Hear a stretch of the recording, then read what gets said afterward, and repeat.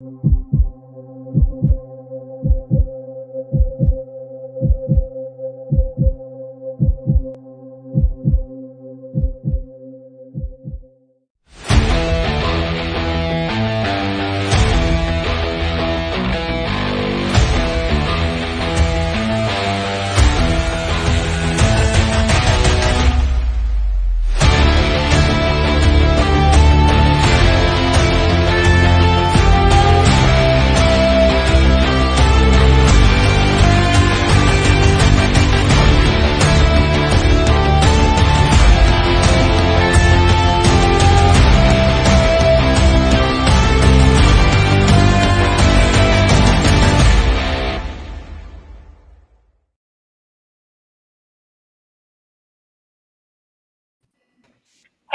Cowboys Nation. Welcome to the Thunderdome. My name is Rika. I'm a blogger, and I know things. Tonight on Keeping Up with the Joneses, our very special guest, Mr. Space Cowboy. How you doing? Doing good, even though dealing with all this copyright crap. But you know what? It doesn't hurt to be talking my Cowboys. They ain't gonna stop me. The fake email address is not his real dad, and they can't tell him what to do. From the Cowboys zone, you know him as the Bluff City Cowboy, Mr. Marcus D. Jones. And light of my life, pain in my ass, Mr. Charley Moffitt. How you doing, Charley? Fine. Trying to share. Trying to share? Same here. Trying to learn the computer? Yeah. All right. Hey, kids. Hey, kids, listen up. If you haven't already, do us a favor. Hit that like button. And if you hate Charley, hit the dislike button. It's okay. It's a popular opinion. It's not a bad take. And do us a favor. Go ahead, subscribe, ring that notification bell so you can get notified every time we go live. And as always, don't forget, twistedgorilla.com has the best t-shirts online. They've got funny t-shirts, they've got sarcastic t-shirts, but most importantly, y'all, they've got Cowboys t-shirts. So head to twistedgorilla.com. Let them know that you're a fan of Rika, you're a fan of the Cowboys, you're a fan of copyrights, and save 15% at checkout when you use coupon code RIKA15. And stay tuned, guys. Later in the show, I'm going to tell you how you can win some of that gear for free. All right, guys. So who's that team we're playing tomorrow? What's happening? What's going on? What are we doing? Hopefully winning. Yeah. I don't know. Yep. Before we get into it, got to say a special thank you to Space Cowboy. Tuning in on a Saturday night. I know a lot of football going on. Get prepared for tomorrow. So thank you for taking some time out on a Saturday night, talk some football with us. Yeah, Listen, I'm off tomorrow, so I don't give a I'm up all night. I'm not going to sleep. Yeah. Oh, hey. We got another guest in. Let's add her in real quick. Everybody, This is from the Facebook group, #DC4L, Miss Amanda Foster. Girlfriend, how you doing? I'm good. How are you, Rika? Doing great. We've got our friend Space Cowboy on tonight. What's up, Space Cowboy? Yo, what's going on? You know Charley and Marcus, and we're just getting started. So, all right. What did you guys want to talk about first, Marcus? We got to start with the big news about Amari Cooper. I'm through sharing. That's the biggest thing going right now. Special Potion looks like a new name, so thank you for joining. Make sure Mendoza. Make sure you subscribe. Mendoza, thanks for joining the chat. As always, Mendoza, thank you. And question the answers. Let's hope you got some good questions, and I hope you give us some good answers to our questions. Let's get into it. All right, Amari Cooper. We don't have him the next 2 games. I guess then, depending on when they started the clock on the 10 days, will determine New Orleans. But I would think he would be back by then. I am not sweating this too much. He's had Tampa Bay and Minnesota were both games where he had receptions into the double digits, yardage into the triple digits. Other than that, low targets, low receptions. And that's not to say, though, that Amari Cooper is not great, because he is. He is great, and he is wide receiver 1. However, I think all of that speaks to the depth that we have at the position It speaks to the diversity of our playbook, and it speaks to how Dak is spreading this ball around and finding his targets. So I'm not overly concerned with this. I wish that we could keep Cooper in the slot. I don't know that we'll be able to do that as much, but we'll see what Kellen comes up with. What do you guys think? Yeah, I mean, my only big concern with him being out is Lamb is just a different type of player in the slot. Like, he's literally unguardable. So I don't know what Kellen has planned, but Noah Brown's pretty good outside. Cedric Wilson's pretty good outside. Hopefully they take advantage of those mismatches that we have and they try to keep Lamb in the slot more. I mean, he'll do his thing either way, but I just love Lamb so much more in the slot. And somebody on social media put out the statistics about the most double team receiver. That's one of those Coop stats that most people don't think about when they look at how he performs, not only his catches, but the attention that he receives. Right. Amanda? I love Cooper. I'm just gonna go with. I really hope this gives him a chance to get that hamstring back. That's what I'm trying to look at this in the positive aspect. My biggest concern: our corners.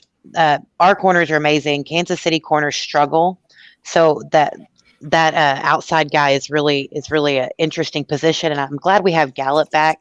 But like Marcus said, Lamb in the slot. There's not many people that can beat Lamb in the slot. So I'm just really hoping that Kellen pulls up Wilson and Gallup on the outside and lets Lamb run that slot. I think, though, that with the way the defense for the Chiefs is set up, I think this is going to be a game where you're going to get a lot of slot and tight end. I think that's where they're going to go. So I hope it doesn't hurt us too bad. But I love Cooper. He's reliable. You don't have to worry about many drops with Cooper. I think we had his first drop, last week? That was his first big drop, was that one ball that came right at him and he literally dropped it. But I just hope it doesn't affect us because they're activating Edwards-Helaire. So yeah, I'm a little concerned. And I just saw Boss Man Fat was ruled out. So right. Yeah. So I'm just hoping that Kellen brings the playbook. I mean, he's amazing. So I think it'll be okay. Space, what about you? I mean, I said on Twitter, I'm not worried. I think that, listen, I have my opinions on what, like, I was irritated because I'm like, dude, come on, this is a big game, and now you're going to be out for the next 2 games. Right. But besides that, the way I look at it positively is that if you were one that's like, you know what, I wonder what would happen if we let go of Amari Cooper and we just had our guys. This is going to be the chance to see what we would do with CD as your number 1 guy. You got Michael Gallup back, and you got your rotational guys in there at the 3rd spot at receiver. I'm really excited to see what that brings. I'm not worried because I feel like you have so many weapons. While Cooper is nothing to be like just overlooking and stuff like that, I'm very comfortable with where we're at here. I think that CeeDee Lamb has been getting a massive amount of volume when it comes to production, and I think you're going to continue to see that. Hell, you might see Michael Gallup go off in this game, or maybe some unknown receiver to have like a Miles Austin type game in Kansas City. I don't know, but my main thing is that I'm not really that concerned about Kansas City's defense, and I know we'll get into that later on. Yeah. But I'm not scared of Kansas City this year. They've only beaten terrible. Like, I know how people want to get on us for beating bad teams. If you've watched Kansas City this entire year, they just, beat up on bad teams, and they beat teams where they were kind of at their weaker points. The teams they lost to, bad teams. Right. And then the teams they lost to, they're all playoff teams, basically. Yeah. So, I mean, what was it? I was just reading it. Yeah, they lost to Tennessee, who's 7-2. Buffalo, I think, is like 7-4 now. LA and Baltimore. Everyone else they've beaten up on, they were easy. So I'm not scared of a team like that. What you got for us, Charley? Yeah, I made a video about it last night. I'm not worried. It's good. Short and sweet. Yeah, based on everything y'all said. I mean, we're low. If I was going to have to lose a starter at a certain position, at any position, wide receiver would be my second position I'd pick. That's the second position I worry about, with running back being the first one. And after that, wide receiver would be my next one. We're loaded. We got a lot of depth there. We still, at the end of the day, we still got fucking Dak Prescott. So I'm not too worried about it. As long as Dak stays upright, I'm good. losing Cooper. Like everybody said, I'm not downplaying what Cooper does. He's a great wide receiver, but we have two more great wide receivers and a pretty damn good one in Wilson and in Brown. So I'm okay with it. I wish it wouldn't happen because like DJ Dog said, that was going to be our first game. We had all of our starters. Mm-hmm. So hey, ain't no reason to think we can't do it without them. So I'm talking about receivers. Charlie, you named all the top receivers, but Malik Turner the past 2 weeks, either because we were getting blown out or we were in a blowout, he's gotten a lot of snaps, and in those amount of snaps in one quarter, he's looked pretty good. You think in this game he may earn himself a few extra snaps over Brown and Wilson in the rotation? Yeah, I didn't mention him just because the other two are more prominent, but I can even throw him in there too. Yeah, no, I think he'll do fine. I mean, I know some of it was garbage time, but he is still out there with the starters. I mean, with Dak, he was in the Bronco game. So, yeah. And I was impressed with him in the preseason, too. So, yeah. Like I said, he might be the one that has a Miles Austin top base. The one that we're not talking about, the one that will come out and fucking go for 150, 10 catches and bullshit. You never know. Yeah. And sorry, I think Mendoza has a link to my brain because as I say something, he puts it in the comments and vice versa. Happens all the time and shit like that. Get a few new people in the chat. Andrew Lunsford, DJ Dog, Eric Berger says, "Does 4 have COVID?" No, Eric, 4 does not have COVID. Shut up! Stop wishing stupid crap into existence. Oh, if he was, I'd be killing Amari on Twitter. I'll be. Hey, thank you guys for joining the chat. All right, guys, what's next? We need a sound bite for that one. The one from Ricky Bobby. Don't you put that curse on me, Ricky Bobby. Yeah. I love that fucking movie. Yeah, I didn't think. Yeah, you know what, Bluff? I gotta add that to my little list. Yeah, I gotta add that to my list. My Cowboys family, thank you for joining. Oh, MCF. Yeah. So got another bit of big news. Well, we got a couple of offensive moves to talk about. Yeah. I guess the next biggest one is the Conor Mcgovern news. Oh, I'm so excited. I'm so excited. Go first, Amanda, because I know you've been on this one. So officially, Conor Mcgovern has been given the nod to get that left guard spot this week over Connor Williams. Amanda, you have the floor first. Me and Bluff are going last on this because I'm pretty sure we're going to have a different opinion than everybody else. Okay. I might actually shock you here, Charlie. I'm going to say something that might actually shock you. I don't know if this is the right game to do this in. I'm a little antsy on that. I love Conor McGovern. He's amazing, and I think I've been wanting to see him in that position. Y'all know I've been hating on Williams because those penalties, man, they kill us. Those are, drive-ending penalties those kill us. So I'm excited for this change. I'm just not sure that this is the right game to do it in.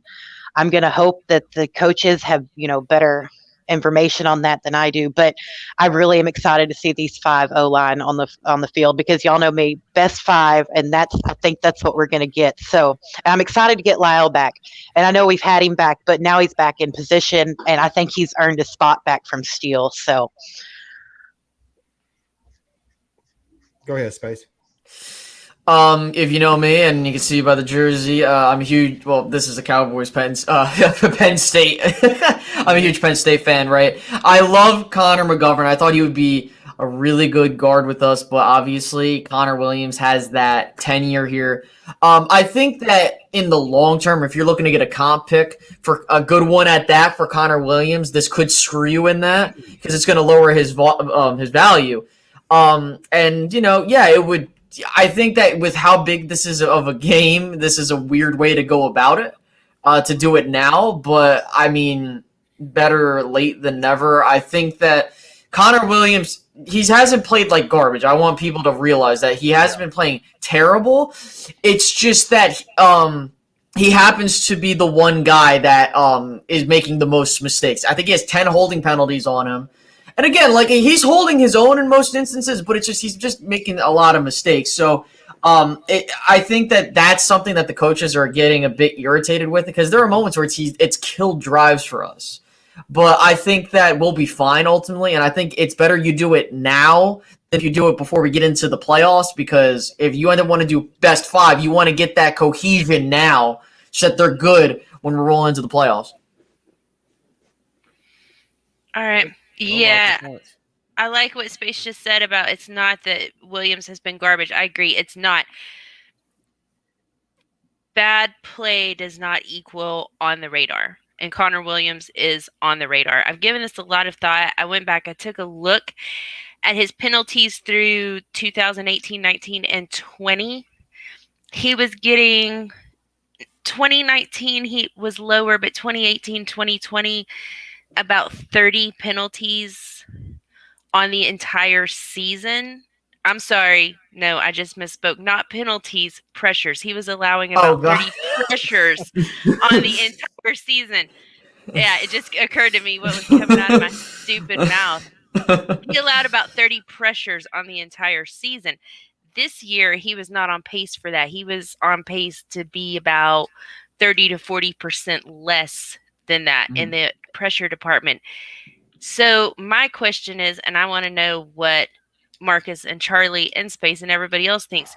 Do you think that in trying to lower his number of pressures, he has developed a technique problem that is causing these penalties?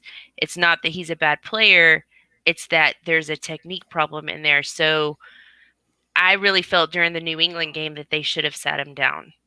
It was too much. He was causing some issues there. What do you guys think? Go ahead, Bluff. Conor Williams is a very difficult person to talk about because he's such a lightning rod on both sides. Personally, I don't think you can judge a guy off of one or two snaps. I mean, I know the penalties are bad, but if he's playing 60 snaps and 58 of them are pretty good and his pressures are down, I don't know if you can say his technique is causing those one or two holding calls that he seems to get. Well, one holding call really, because I think he's at like 12 and we're at week 11. So I wouldn't say that that's causing the one holding call he gets a week or so. At this point, he's on the radar for the refs. I mean, plain and simple. It works the same way with cornerbacks. If you're known as being a great corner, you get away with grabbing a little bit. If you're known for not being a not so good corner, they keep an extra eye on you. And that's just the way it is. So, I mean, like last week, those two holding calls, one of them, I don't see how they called holding. One of them, it was kind of 50-50. But at this point, I just think he's on the radar. I don't have an issue with the move if they've been playing McGovern consistently with the starters. Now, if they're just throwing them out there and saying, okay, we're sick of you, Connor Williams, we're going to just put you, McGovern, out there, I have a problem with that because like Space Cowboy said, continuity on the offensive line is important, and that's something me and Charley always talk about on this show. You can't just put a guy in a spot, and even if you think he's the better guy, you're going to get better results. And I just want to say this, and then I'll leave it to Charley. Fans, temper expectations. Because a guy's playing wide receiver at 320 and destroying a cornerback, or he's blocking a linebacker with a 5-yard head start. That doesn't mean he's going to be a great guard for 60 snaps. I just want to put that one out there. Not saying he's going to be bad, but don't come on and say this is not the Conor Mcgovern I expected based off of snaps at fullback. MCF joined us. I'm going to let them go. Yeah. What's up? What's up? How you guys doing? Space. Hey, guys. Hey, what's up? I feel like we should have a red carpet out here with all these guests. I know. they got two heavy hitters on the show now. Yeah. So I'm not going to stop too long, but I'm kind of busy. But I do, just jumping in the conversation. I appreciate you guys letting me jump on here. Yes. Connor Williams, Conor McGovern. That's the discussion here. I mean, I kind of agree with what both of you guys are saying.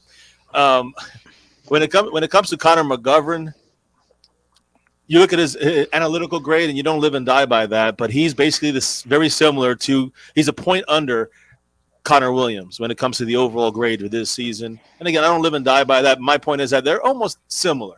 And I think that McCarthy right now is like, by the beginning of the season to the middle of the season, you want to see guys cleaning stuff up. I'm sorry. I No, don't. you're good. What the fuck? You use it all the time. Have you?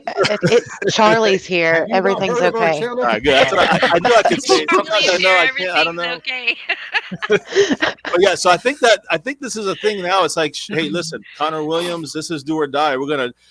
I think they've been using McGovern, especially on the right guard spot, more often. But they said switching the other side, it could give them a little bit of an issue. I don't know. I don't think they're just throwing him out there. I do think they've been working him there. But I think I think they're kind of, whether it's his fault or not his fault, or ticky-tack foul penalties, or they're watching him, it's causing issues that needs to be cleaned up when you get into games where it's decided on a game-changing, game-killing penalty. You can't have that shit happening towards the end of the year. You can't have that shit happening in the playoffs. So I think it's a message being sent. Remember, they said they're going to play both of them this game as well. So I still expect to see Connor Williams maybe popping back in there. I know they said maybe he'll play some fullback. Stephen Jones made a comment. But I think that they're just almost sending a message here, kind of something the team's been doing all year, and I like it. I like it. I'm the Bluff. One last thing I was going to say: Connor Williams has a pass protection grade that is fantastic. I mean, Connor Williams is very good in the pass protection this season.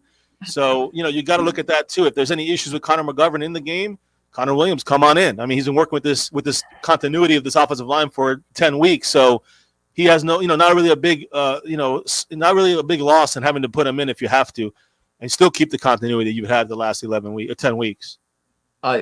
Not to butt in, but I also think, like I mentioned previously, with they want to pay Connor Williams or not, I think they also want to try and get McGovern reps because I think he's going to end up being your left guard next year. So I think he's trying to get something going. They want to Possibly. develop. Agreed, for sure. That's part of it too. Yep. Yeah, most of my thoughts same as Bluff. I would say temper your excitement, just because he's looked good in situational stuff doesn't mean he's going to be good ever down. The problem I have with the dislike of Connor is kind of like what Bluff said. We're judging him on 1 and 2 plays a game. Besides them 1 and 2 plays a game, he does good. We average more yards per carry behind him than any other offensive lineman, including Zach Martin. So I don't know. It's one of them things where it's just I think he's a low-hanging fruit for the fan base to not like and want out. I also say this team is 7-2. This team is a number 1 offense in NFL, passing, running, scoring. We're kicking the shit out of everybody, but yet we're just grabbing the low-hanging fruit like Connor Williams sucks ass, and I don't understand that. So, like I said, temper your excitement. Hopefully it does good. And switching to the right side, from the right side to the left side, we've discussed this. He's most played right with us. He hasn't played left with us, and it is a fucking difference. And hopefully it won't be for him. Hopefully he'll be able to handle it. But it is a difference. It's not the same. But I will say this: I love Mac, and I've said when people was talking about moving LC to left guard, I was dead set against that. Did not want. Oh that. yeah. If I was going to replace, I always said if I was going to replace Williams when I was ready and I thought he needed to be replaced. Again, not that Jerry Jones listens to me, but when I thought he needed to be replaced, it would have been with Mac, not LC. I'm not moving a right tackle to left guard. I'm just going to take the left guard that's backing up the other left guard and just move him in. And that was the best move if you was going to want to replace him. I'm not going to jump on it and just assume it's going to be a great move. Like I said, I heard somebody say the other day he's going to cost us a game in the playoffs. We're going to be on the last drive. He's going to kill a drive with the penalty. All right, well, he blocks pretty good. So are we going to worry about fucking McGovern fucking giving up at the last drive because he missed a block and got Dak sacked and killed a drive in the playoffs? I mean, it goes both ways. Like I said, 95% of his snaps is good, and we're taking 5% of snaps and just Charlie, got a question. Got a question, though. Well, let's say that Conor McGovern can get 95, 96% of his snaps pretty good, too, without the penalties. What would you say? If he's getting Dak sacked the 5% of the time, I'm going to be pretty pissed off. No, well, obviously not. If it's constant sacking, obviously that's a problem. But I'm saying if he's just not, he could have blocked better on 5% of his plays. Maybe one penalty, maybe no penalties compared to Connor Williams. I'm just saying that if they play about the same without the penalties, I'm taking McGovern, and we have to see it. That is a wake-up call, Connor Williams, whether he needs to clean up the technique or he's getting picked on, whatever it is, he's got to figure it out. And, next year he won't be here. So, oh, for sure. If they play the same blocking-wise, he doesn't get the penalties. It's a no-brainer. He's a better. But what I'm saying is if he doesn't get the penalties, but he's slightly worse and getting Dak sacked, and we're not averaging, which I don't really give a shit about the run, but we're not averaging the yards per carry we were at one time. Then I'm not so sure it's a good move. It's kind of like it's a push. You really didn't improve the position. Right, and it gives you more chances too, because I would rather take a penalty than take a sack, because with a sack I'm losing it down, and I don't want to. I'm losing it down, and I'm also getting my fucking $160 million quarterback hit. Yeah, but I mean, obviously, if he's giving up sacks, is a whole different thing. But if he's just, some issues, but not getting called on penalties, not killing a drive, that's to me a big deal when you get closer to when it counts the most. Every drive counts. Yeah, but I mean, if he comes in, he plays the same as Conor, but doesn't without the penalties. He's a better left guard than Conor, and they did the right thing. So nobody's been playing well overall. His game has been well, but I don't think it can't be matched. I mean, they have similar grades across the board, both these guys. Yeah. I think it's important. All I want is after we see McGovern tomorrow, I just want the best player in that position, and we'll know tomorrow. We'll know what's best. I mean, we'll find out. Who knows what we're going to see tomorrow? McGovern could be a mess, and they could pull him at the end of the first quarter. We won't know until we see it. So at least we have Williams there as the backup if McGovern is a failure. But I don't think it's going to be that way. I think it might take him a little bit of time to get used to the position because he is switching sides. But I really do think that it's, like I said, I don't know if this is the game to do it because of who we're playing. But if we're going to do it, I guess we should go ahead and get it done before we get closer, to the playoffs. So see what we got.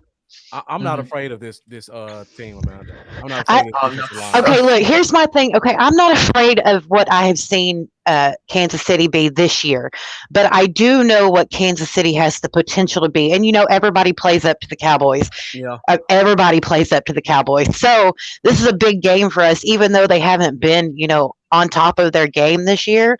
They played They played decent last week. I watched the entire game, and they've played a lot better than they have been. Yeah. So it depends which Kansas City gets there, and apparently if Patrick Mahomes gets off the bus or not, because he's been a mess all year. But if he shows up, it'll be a really good game. If I was going to do it, this is probably the best game to do it in. I wouldn't do it against the Saints. And that defense line. Well, the Saints' defense is better for sure. Yeah, and I wouldn't do it against the Washington Redskins, even though their offense ain't what the fuck. I wouldn't do it against them big boys up front. Yeah, they've got a stout line. If you're going to do it, you better do it this way and get it in and see if it's going to work or not. Maybe we should. As long as Spagnuolo keeps Chris Jones at defensive end, I have no concerns about that. I was just about to say that. Okay. Yeah. I was just about to say that because he's been playing the tackle a lot more the last 4 weeks. He's been playing much better interior. And he's gonna be probably playing a lot over one of the Connors, whoever's gonna be in there, where they switch him in the first quarter or halftime, or keep Conor McGovern the whole game. So watching that. I think no one here is saying that Kansas City can't be. I'm not saying anyone here on the panel has said that. I just kind of want to say this if you're watching this on the replay. Trust me, I know what Kansas City can be. I'm aware what team they are. They're the 2-time defending AFC champs. And they still can turn it on if they get into gear. But my thing is that, like we've talked about, and as we've all pretty much mentioned, they haven't been in sync this entire year. And and I think Charley, you said on Twitter, it doesn't matter. Who said? Someone said if we beat Kansas City, we're gonna get our validation. No, we're not. They're gonna be well, Kansas City's off. It's gonna be exactly what happened. When we played Green Bay in 2016, no one was willing to give us credit for that win, especially when it was in Lambeau, because they were not playing so well. So it doesn't matter. I think that if they want to come at us full strength, I welcome that shit. You know what? Right. Fine. It shows that we can hang with anybody. We ain't fucking around. That's all. I'm welcome that. So yeah, I said it twice on Twitter on 2 different tweets. We're not going to get any more respect from this game. And speaking of respect, Cowboy fans need to settle down on people not respecting us, because I watched fucking all the little shows this week. They're all fucking picking us to win. Very few are picking against us. You have guys on ESPN saying, you have 2 of them saying it's not even going to be a game. Cowboys are going to roll them. So, I mean, we're getting that respect. But with that said, we're not going to get the respect that everybody wants until we win the Super Bowl. It's like, if we beat Kansas City, we just beat a team that, they're off this season. That's why y'all beat them. If they beat us, we can't beat a good team. So no matter what, it's going to be, and it's always been that way. Agreed. I posted it. I pulled a memory came up today on my Facebook, and I put it on Twitter. I was saying the same shit in 2016. Cincinnati was supposed to be a test for us. We beat them. Oh, they're not very good. Green Bay. Oh, they're having an off year. Fucking Philadelphia. Oh, was coaching, and then fucking Baltimore, which was a number one defense, number one scoring everything that year, and we beat them. And I'm like, what's next? I mean, what's the excuse now? It's always going to be that way until we get in the playoffs and make a run in the playoffs. Media is always going to question us. Mhm. Fans are always going to question us. And fair or not fair, that's just how it's going to be. Yeah. Good question, Eric, in the comments. We'll get to that once we get to defense. Let me ask a question before we move on to another offensive position. Then we go to defense. Since we got C-Mac playing guard, how many snaps do you guys think we're going to see Connor Williams playing fullback or tight end or split wide? How many snaps do you think we see of him outside of guard? Go ahead and see up since you got to go here pretty soon. 10. Oh, whatever Conor McGovern got. Okay. Something like that. Amanda? I'm thinking 5 to 8. That's my guess. About the same turnover that we've been seeing with McGovern in the same position, but now they basically switch places. That's what I'm expecting, 5 to 8. Okay. Which Go to space. I'm thinking maybe 4 to 6. I wouldn't be shocked to see a big boy touchdown in this game. Like one of the Connors gets a touchdown in this game. I wouldn't be shocked. That would be so messed up. You know how fucked that would be? All these snaps. would be pissed if that happened. that fucking goddamn ball now, let him score. I've been doing this all fucking season. Or he would be pissed. I would be pissed for him. Space, I'm with you. I'm thinking 4 to 6. I don't think they give him the McGovern workload on his first game because you just don't know. Hilarious. Yeah. Which one's more athletic, you think? Steele or Connor Williams? Steele? Yeah. Because Steele's riding the bench right now, too. McGovern's the most athletic. Honestly, McGovern's the most athletic. We know that. Yeah, I'm talking about Connor Williams versus Steele. I've heard Connor Williams is pretty damn athletic too. So if I'm going back college to college, I would have to say Connor Williams. Definitely. Yeah, Williams for sure. I have to answer that. I was wondering because Steele's on the bench too. I was wondering when they said that it was going to be Tyron's coming back. I thought, well, hell, Steele's on. He's going to be in any heavy packages playing fullback too. This is before they made the move from McGovern to Williams. So good. Thank you for bringing it up, Charlie, because that was the last offensive question. There's talk that Tyron Smith will probably be playing tomorrow. He's questionable. I guess first question, do you guys think he's going to play? And second, how do you feel about him playing tomorrow? Go ahead. Without us really knowing what's going on. And I don't think he really had a practice, did he? He was limited. Yeah. He was limited all week, but he should be. I expect him to play if he went on the plane today. He should be playing. Knock on wood, he's good. And the bigger concern is the next game to me. Like I hope it's a quick turnaround. You got 3 days in between. You got the Raiders on Thanksgiving. He's got to come out of this game, injury free to play the next game. They said he should be able to play the next game, but we all know it's got to be clean. It's got to be a clean game for him injury wise. So that's my only concern. I think if he's out there, he's going to dominate as he always does. I'm not worried about him with practice and everything. That's just he's a vet. That's nothing I really worry about when Tyron Smith is just amazing. There's really no one that compares. In my opinion, he's one of the best in the business. So I'm not worried about the lack of practice. And just like MCS said, if he got on the plane, he damn sure better play. What was the point of putting him on the plane if he wasn't going to play? So, but I maybe we'll run up the score so we can pull him and we can keep him injury free because we got 3 games in 12 days, and that's a lot. So yeah. Let's hope we just go in there and destroy them and they pull everybody out at the half. Go ahead, Space. I mean, I'm just thinking, honestly, I mean, the one thing that, is going to bug me because, there's a part of me where I think what's going to happen is he's going to play, the first series or two, and then he's going to get pulled out because he's hurt. Yeah. That's just the gut in me. I feel like that's what's going to happen. But I think if there's a game where you need, if he plays this game, but he can't play the next game, I'd rather him do this game because I'm not taking risks, especially with a team like Kansas City. But at the same time, I feel like Terrence Steele, he's starting to kind of get into a groove. I understand it's just like what 2 games now, but I think that what I like what I'm seeing from Terrence Steele because he gives you an option as a young player going forward. If I want to keep Tyron, but like at the same time that those injuries, man, they keep bothering me, and it's like it's a how much until he finally says I'm done. So I hope he. I think that's what's gonna happen. Rika? Thank you.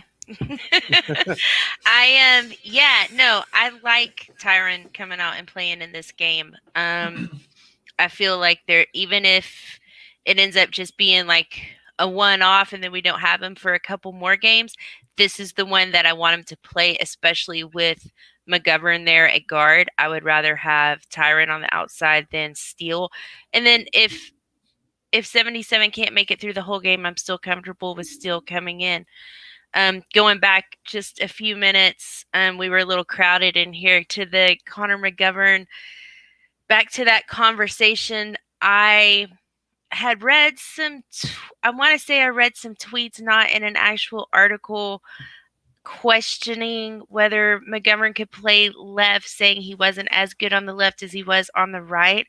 And I see where that would be a concern, but I'm not that concerned with it. At this point, I don't think that Joe Philbin is going to put him out there if they haven't worked it out. I expect Conor to make a few mistakes. There's going to be a few ugly spots through the day.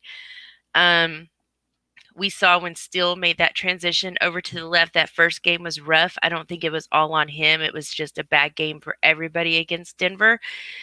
But then we saw Terrence Steele last week, and he looked great. Did he look Tyron Smith good? Nah, but he looked great. He did a good job. So I'm not really worried about Conor McGovern over there, but I would feel better for that first outing while he is still getting used to the left to have Smith next to him. And then if we have to have Steele against Las Vegas and New Orleans, then I'm good with that. Yeah. And I'm just like Space. I just have a concern. He's going to come out there for 2 or 3 snaps. Something's not going to be right. And then they sit him down. And then we just get pushed further behind the 8 ball. And then we miss out on him playing against Max Crosby, who's having a really good year. And then just everybody across that Saints defensive line. So let me ask this question before we go to our defense. Who scares you guys the most on the Chiefs defense? Is it Chris Jones? Does Melvin Ingram give you guys any concerns? Frank Clark, or is it just Chris Jones and that's it? Go ahead, MCF. I mean, listen, I'm not scared of any of these guys, I'm gonna be honest. But if I had to pick one, I mean, Chris Jones is gonna be interior. When he's inside, he's gonna probably present more of an issue. Frank Clark's good outside, but and Melvin Ingram hasn't done much as far as the stats. He's helped other guys get stats, but he hasn't really put up much production. Yeah, he's helped Chris Jones go back inside too. Exactly. So again, you're going to see that kind of stuff going on tomorrow. I think Tyron Matthew, the guy is kind of going to be floating around the whole field, so you got to kind of keep an eye on him, number 32 for the Chiefs. But I think that we can take advantage of them on the ground and in the air. I mean, I think they're like 27th and 24th in the passing defense and running defense. I mean, we should be able to have our way with this team, even without Amari, even without, even Tyron took a day off, even if we had, Conor McGovern giving his first try in there. I'm not saying we're going to kill him. I'm just saying we should be able to win this game. And so I'm not really too afraid of these guys. I think as we do what we're supposed to do, they're the only ones that should be afraid of us. We're not afraid of them. Okay. I was just curious because I know everybody's talking about this defensive line. I was wondering, is it just Chris Jones or bust, or do you guys have any concerns about any of these other guys? Space, you got concerns? Derek Not really. I mean, I've said it and I've seen it. Like, I'm not concerned about this Chiefs defense. I think that the part that I'm concerned about would be that pass rush, especially when you're making the change at left guard, like we were discussing. Yeah. But other than that, I don't see a reason, unless the Cowboys just have the worst off day, like again almost today, tomorrow. So excited. I just don't see it. I just think that the Cowboys are so overpowered on offense. They're going to burn every single part of that Kansas City secondary. I don't care what anybody says. I don't give a damn if I have to hear Kansas City fans be like, well, you guys are a bit. I don't give a shit. Listen, we're going to torch the shit out of them. I'm just going to go out and say it. We're going to do what we've been doing all year. Go ahead, Rika. Yeah, I'm not. There are just a few little areas I wouldn't even call myself worried about the defense as far as Kansas City goes. Um, I'm worried about our defense, but not too much. And we'll talk about it more later, but I really think tomorrow is going to be an offensive shootout. I think we're going to see two teams really, really high scoring. Yeah. So I'm excited. I'm not concerned with the individual. I'm concerned with the amount of blitz pickups, and that concerns me with McGovern just because he hasn't been in there. Communication and just the lack of play time that concerns me a little bit. But individuals, no, none of them concern me. I actually was looking at that earlier, and they're blitzing about 35% of the time. However, according to Next Gen Stats, and I thought this was interesting, 16 of Dak's 20 touchdown passes this season have come under blitz. Yeah, he's the highest rated quarterback underneath the blitz. He's also the highest rated quarterback in a clean pocket. He's the best in clean and he's just when fantastic. blitz. So Dak's the best quarterback out there. He should slice him and dice him. Yeah, that's why I said earlier about the injuries. If we got Dak, I don't really give a shit if Cooper's down or if Gallup's down or whoever's down. I just keep Dak up, keep him clean or dirty, obviously, and he'll do okay. Now, I will say this, knowing the magnitude of this game, Dallas is going to win the East. I think this is a foregone conclusion. I don't care what anybody says. But here's the thing, and we all know what happens when you go up against a desperate team. They are going to fight and claw very early and often. So if you can get this game out of reach or just keep punching them in the mouth early, they're going to quit. They're probably going to quit because they need to strike fast because they know if Dallas gets up on them early, it's going to be tough to beat. It's tough to beat Dallas when they get a lead on you, and we've seen that this year. So that's why I'm looking at it this way. Like Kansas City needs this win more than Dallas does. If we lose this game, hey, it's an AFC loss. It doesn't affect us, but it does affect us in the sense of like record wise. But they need this game more than we do. But I think that we'll be fine. Yeah, just going to the comments, a lot of people just kind of saying we should keep Tyron out for this game. It could really go either way. We'll see what happens tomorrow. A lot of people talking about concerns with the Honey Badger. Those cornerbacks really don't scare me at all. I'm not concerned about the Honey Badger. I think the way Dak's been playing, he can neutralize whatever the Honey Badger does and his ability to freestyle. Yeah, I think we're going to eat them up. Yeah, I think we're going to eat them up. I don't think they're going to be able to hang with our players. That's just the way it is. I think we're, like you said, slice them and dice them. That's what we're going to do. Yeah. And Tyron Matthew is, playing the safety, but he's kind of Jamal Adams running all over the place and does a lot of things. So, he's the corners, none of them scare me. In fact, their number one corner is banged up with a knee. He's questionable for tomorrow. So the Sneed.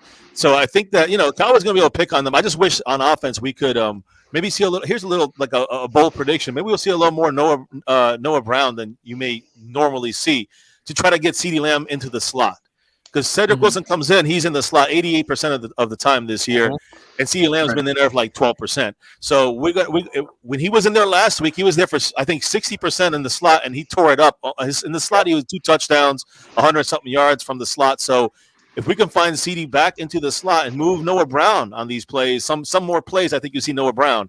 You'll be able to, of course, bring in Cedric Wilson in the slot a lot of the times as well. But I think we'll see Noah Brown and then see CeeDee in the slot.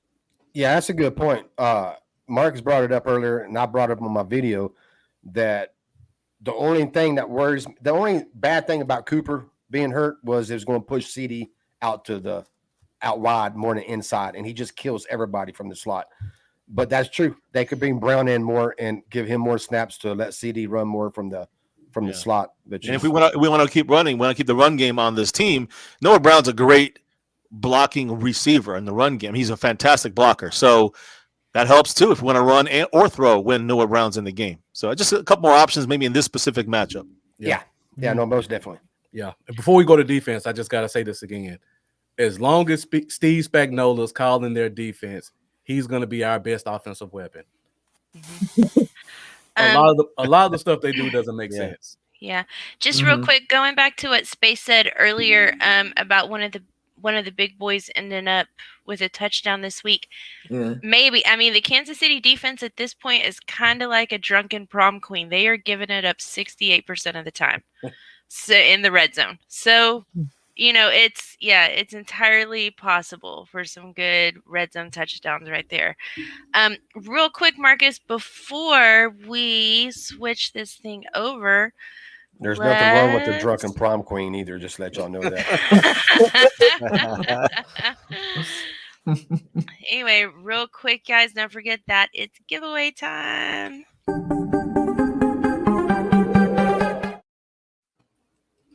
Hey, guys, listen up. This month, during the month of November, we're having a Share to Win giveaway. All you got to do, share this video, share any video from Dallas Cowboys uncensored, share it to Twitter, share it to Facebook, tag me at Chains Moving or Rika Moves the Chains, and get entered to win the t-shirt of your choice from twistedgorilla.com. Those prizes were very generously donated by our friend DeLunatic. And don't forget, twistedgorilla.com is the best place online to get t-shirts. You can save 15% at checkout when you use coupon code RIKA15, the website, and that coupon code are in the ticker right down there. So, all right, now I'm done. All right, guys, let's get those shares. And you can start with this episode. We got a lot of heavy hitters on here. We got Space Cowboy, we got Amanda, we got MCF. Let people know what we're talking about here.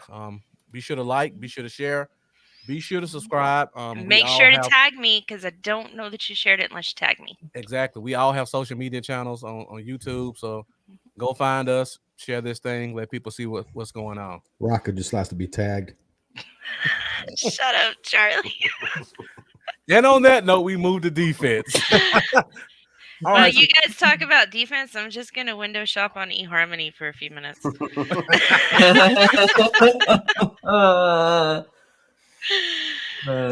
So on our defense, we can go a number of different ways. I don't know. I guess we could start from the line and go out. So let's start on defensive line. Of course, we got to talk about Micah Parsons.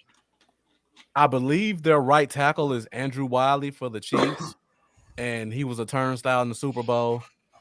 They've been trying their hardest not to put him back on the line, but injuries, I think, forced them to play him this week. So, guys, what do you think about Parsons this week in terms of linebacker versus DN? What do you see as the percentage split? 60-40, 70-30, 50-50. Where do you guys go? Go ahead, MCF. I see Amanda unmuted very quickly, so I think she may have a Go ahead, Amanda. Oh no, thanks for calling me out there, Marcus. I appreciate it. Please. You know what? Next time I come up against you in fantasy, I'm gonna wipe the floor with you. But You've been okay. Off here anyway. sometimes. Okay. I really like, y'all know I like Parsons at DE, and without Gregory, I think I really want to see him knock the shit out of Patrick Mahomes. And I know that's terrible, but I really do. I love watching Patrick Mahomes get sacked because when he comes up, he has this funny ass look on his face. Like, what the hell just happened? You know, like when the Roadrunner would get hit by Wile E. Coyote. That's what Patrick Mahomes reminds me of when he gets sacked. Okay. And I know it sounds silly, but I literally watch Gates to watch him get sacked. So on that note, I think we'll see probably about a 60-40 split. I think that seems about right. Isn't that where we were last week? That's roughly right. About 60-40, 60 linebacker and then 40 DE. Is that where we were? No, he was about 10 snaps at edge, and I think the rest of it was it was like 75-25. So it was bad. Okay, well, I want to see about 60-40 then. That's what I think your best bet is. See, I like what we did in this last. I like the way the Cowboys are playing him at linebacker. I'm a proponent of him being versatile, used all around the defensive line. You could get him come in the middle. As a linebacker, you come on the left side, the right side, any gap. And I think that's where Micah is the best at pressuring. I know if you don't want to blitz, I love what Micah does as far as the guy. Patrick Mahomes has been a big time, check down, dump down kind of guy this year. Mm-hmm. And that's what we want to do. We want to cover the deep patterns. Make sure no big plays occur. Let them try to dump it down.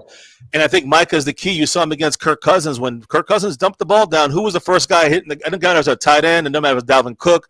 It was Micah Parsons. He was there every time, and he made a solid tackle, slowed the guys down. I think he is the disruptor, and he's the key. I think I'd rather see him catch everything getting dumped down underneath, and that's going to force the 3rd and 8s. It's going to force the big, longer plays and put us in better spots on defense. I believe Micah is going to be more valuable because, and another thing, Basham's been he's been all right, and Armstrong's fantastic last week. I know it's a different situation, but their right side, they got a rookie there, Trey Smith, I think, and they have on the right guard. So he's very good. Don't get me wrong, but he's allowed like 28 pressures and 4 sacks. And the center's a rookie. Exactly, he's a rookie, and that's a right tackle. The center's a rookie as well. Creed, I forgot his last name, but then and you have the right tackle who's the 3rd stringer now. Yep. Wiley. So I think the right side, we got to attack it, and I think we could do that with Dorrance Armstrong and Basham, with Micah coming in all over at times. Sometimes coming back and just picking up any of the dump downs, the check downs, and let Micah force them into a 3rd and long. That's what I'm looking forward to. Right, and that's what I'm looking for as well. I think that the key thing for this game is keep the Chiefs' offense out of rhythm. The thing that you can see is that when they start getting into a rhythm, that's when their deep plays start really coming to effect and stuff like that. Like I think you're going to give up a deep play here and there to Kansas City. I think it's bound to happen. Yeah. But I think the key thing is you can have that happen, just don't let it turn into points. I know that sounds like the most basic, clear-cut, obvious statement to say, but I think for me, I would love to see Micah just coming in. Like I think someone said it I think it was Eric who said it in the comments. Just blitz him up the middle. I think we'll be pretty fine with our edge pressure and stuff like that. And again, yeah, there it is. Yeah, thank you. Send him up the middle. I mean, like he's been very effective. You have Creed Humphrey, the rookie center. He's been okay, but like. He's a rookie. He hasn't been the greatest, and I think that Kansas City's offensive line has struggled to get some form of cohesion going. And I think he could take advantage of it here. I think that, look, the corners will be fine. I think that you'll figure something out with what's his name, Tyreek Hill. He'll get his fair share of catches and stuff like that. But the main thing is just keep them out of sync. That's all I care about. And I think you should just do it as many times as possible. I like Micah when he's running that sideline to sideline type of stuff because it negates the ability for, like when we saw with the, like MCF mentioned, with the Vikings. It didn't allow them to really get like, okay, so we're moving the ball. We can do a couple things here and there, and we're feeling ourselves. They weren't able to do that. If you could do this in this game, it's going to be a wrap. Kansas City wouldn't be able to catch up. I would be shocked if they start going for it. If Dallas keeps putting that pressure on them, because they know that they have to put up points desperately. Yeah. Does the fact that Edwards-Helaire may be playing kind of make you guys want to keep Parsons at the linebacker spot more because you know that Mahomes loves that dump off to Edwards-Helaire out of the backfield? Darrell Williams is more of a runner than a receiver, and this opens up a dynamic they haven't had in a month? With Edwards-Helaire back? Yeah, somebody else can go because you know what my feeling on running backs. I mean, me personally, I don't think it matters. Just look, Micah could keep doing his thing. I think that Dan Quinn will see what's going on and just adjust to it. He's been great at doing that. But I mean, like, I don't know what else to say other than look, just what did he say? Like, hey, I'm just here to wreak havoc. Yeah, that's what you get. Let him do. Just let him do it. Like whatever it ends up being. If he's the pass rusher and he gets like 3 sacks, I don't care. Which I think he just needs like 3 to pass DeMarcus Ware for most sacks by a rookie in a season. So yeah, he said, "Don't ask me what position I play. I just play fucking football." Yeah, I just play football. Yeah, I like him. Just I don't have a big stance on either way. I like him up the middle. I like him on the edge. I just like him being on the fucking field. I mean, it's on pass it downs, put him on the edge, blitz him in the middle. I don't think it really matters. As long as you don't pigeonhole him into one position, full-time defensive end, edge, full-time linebacker. As long as they keep playing like they are, just rush him from the edge at times, blitz him in the middle, let him cover, let him stop the run. He's a fucking great player. So as long as they just don't pigeonhole him. Let him do what he does. Get ball. Go get the fucking ball, and he'll go get the ball. I love his passion. I think that's one of my favorite things about Micah is I don't know if y'all watch sounds from the sidelines, but he gets so mad in the fourth quarter when Dan Quinn set him and he's like, I just want a fucking series, man. Let me out there. And it just makes me so happy because we haven't had a player on defense that is really that passionate and just you can just tell he loves football. And I think that's probably he's going to be a cornerstone of this defense for years to come. That's infectious. What's that? I hate to put you on the spot, Space, but I'm curious your thoughts on this one. How do you think Trysten Hill performed last week in limited snaps? Okay, I mean, I couldn't really judge him a whole lot because, to be honest with you, I was just enjoying the other shit that was happening in the game, to be honest with you. But, look, he brings depth that we need, especially with Gallimore still out. And I think ever since that he's been in this new, regime under Mike McCarthy, he's been playing pretty solid. Mm-hmm. I thought he played okay. I'm not a hater of Trysten Hill. I just think the problem is that I think he needs the right, and you can say that about anybody. They need the right coaching front. I think he could be what is he? He's good until next year, right? Yeah. He's good until next year's contract. Yeah, I think that I want to see more of him, and I think that I think he'll be fine. Yeah. I don't see a reason why not. He showed last year that he could play. It's just he got hurt, so I don't want to see a reason why he couldn't start if he's playing well, which I need to see more from him before we put him in that conversation. But yeah, definitely. Yeah, I like him. Okay, I was just wondering because I hear a lot of people kind of going hard on him in his first game back. I talked about this on my podcast a couple of days ago. He held down the fort. He stayed square, and he didn't give up big plays. For a defensive tackle, that's pretty much all I can ask for. I mean, he didn't give us a good pass rush. He's a one tech. I mean, I just don't get what people expect from. Also, it's his first game back. What the hell you expect from him? That's why I was like, he played okay. I'm not asking him a lot. He's coming back. But I think he'll get better. Once he gets more reps, he'll be fine. What do you think, MCF? I mean, I thought he played well last game. I thought, his first game back, I thought Trysten Hill played. I think he had even two pass pressures in this game and a minimal snap count. So against the Falcons, he wasn't getting sacks left and right. But listen, last time we saw him before this game, he was against the Giants. He was playing fucking great. Yeah. He had the explosiveness. He's probably the fastest guy off the line of scrimmage on the defensive side. Even faster. Maybe Randy Gregory, but he's not in this last game. So what I saw was very good start for Trysten Hill. I'm looking forward to hopefully seeing him more in the rotation. And we're missing 3 out of 4 pass rushing package right now. Stephen Jones said that. No Randy Gregory, no DeMarcus Lawrence, and no Neville Gallimore. And so I think these young guys are coming up.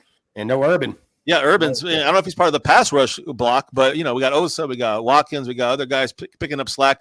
I think Trysten Hill could be part of that. He could be that fourth guy in the pass rush. Quadruple there, the foursome there.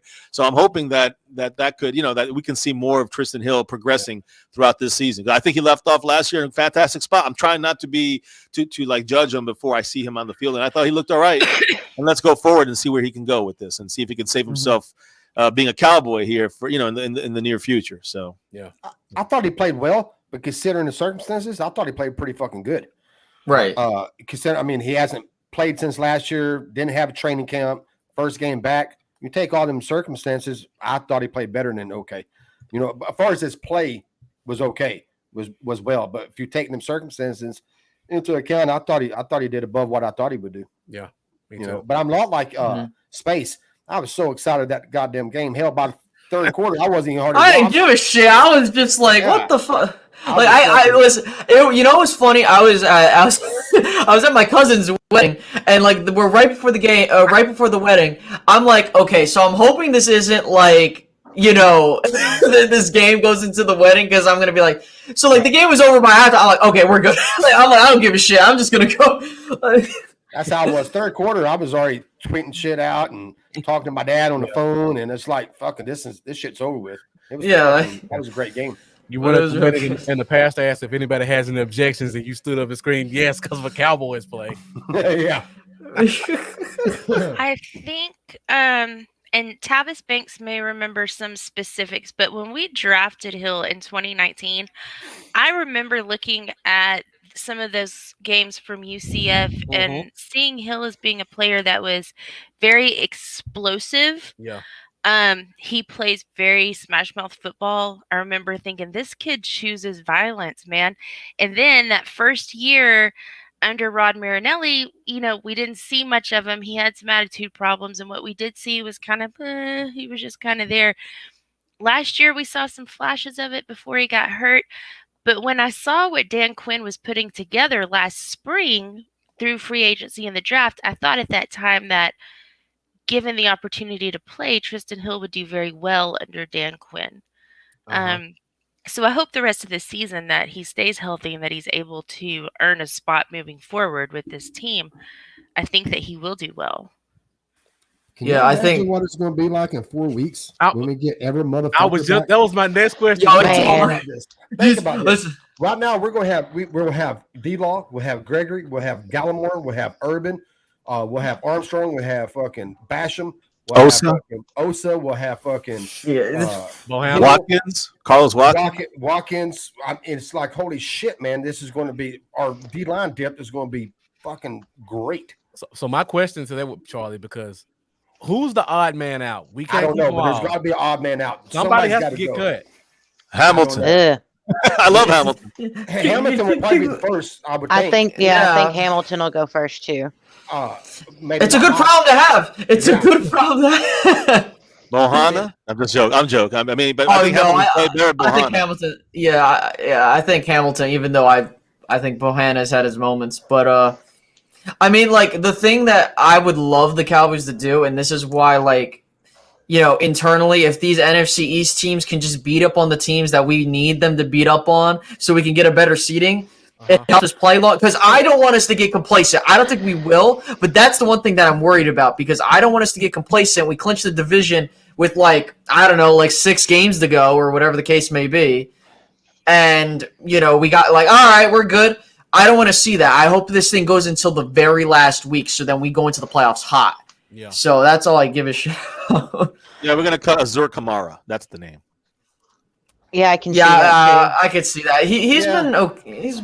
He's special teams too. He's special. Yeah, that's. Yeah, he's special teams. So that would be. I don't know. I can't give you that answer because we're going to be fucking loaded.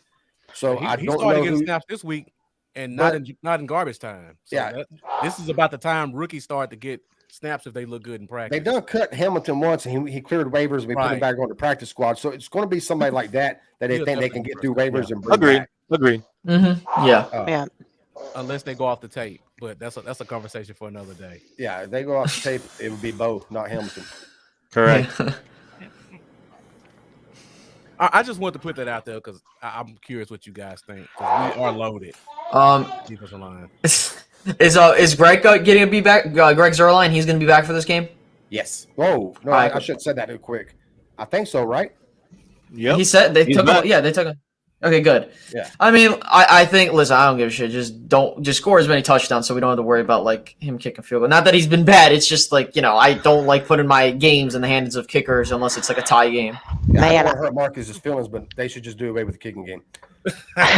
When everybody has to go for it on fourth down. We pretty much do it. We pretty much do it every single time on fourth down. That's why I love Mike. I want to mention this real quick. The thing that kind of irritates the shit out of me that I've been seeing is people would be pissed off about Garrett being conservative, which I got mad about. I'm like, dude, just go for it. Stop pussyfoot around. Just to be honest with you. And then when Mike goes for it, and they get mad about him going for it, I'm like, why would you get mad?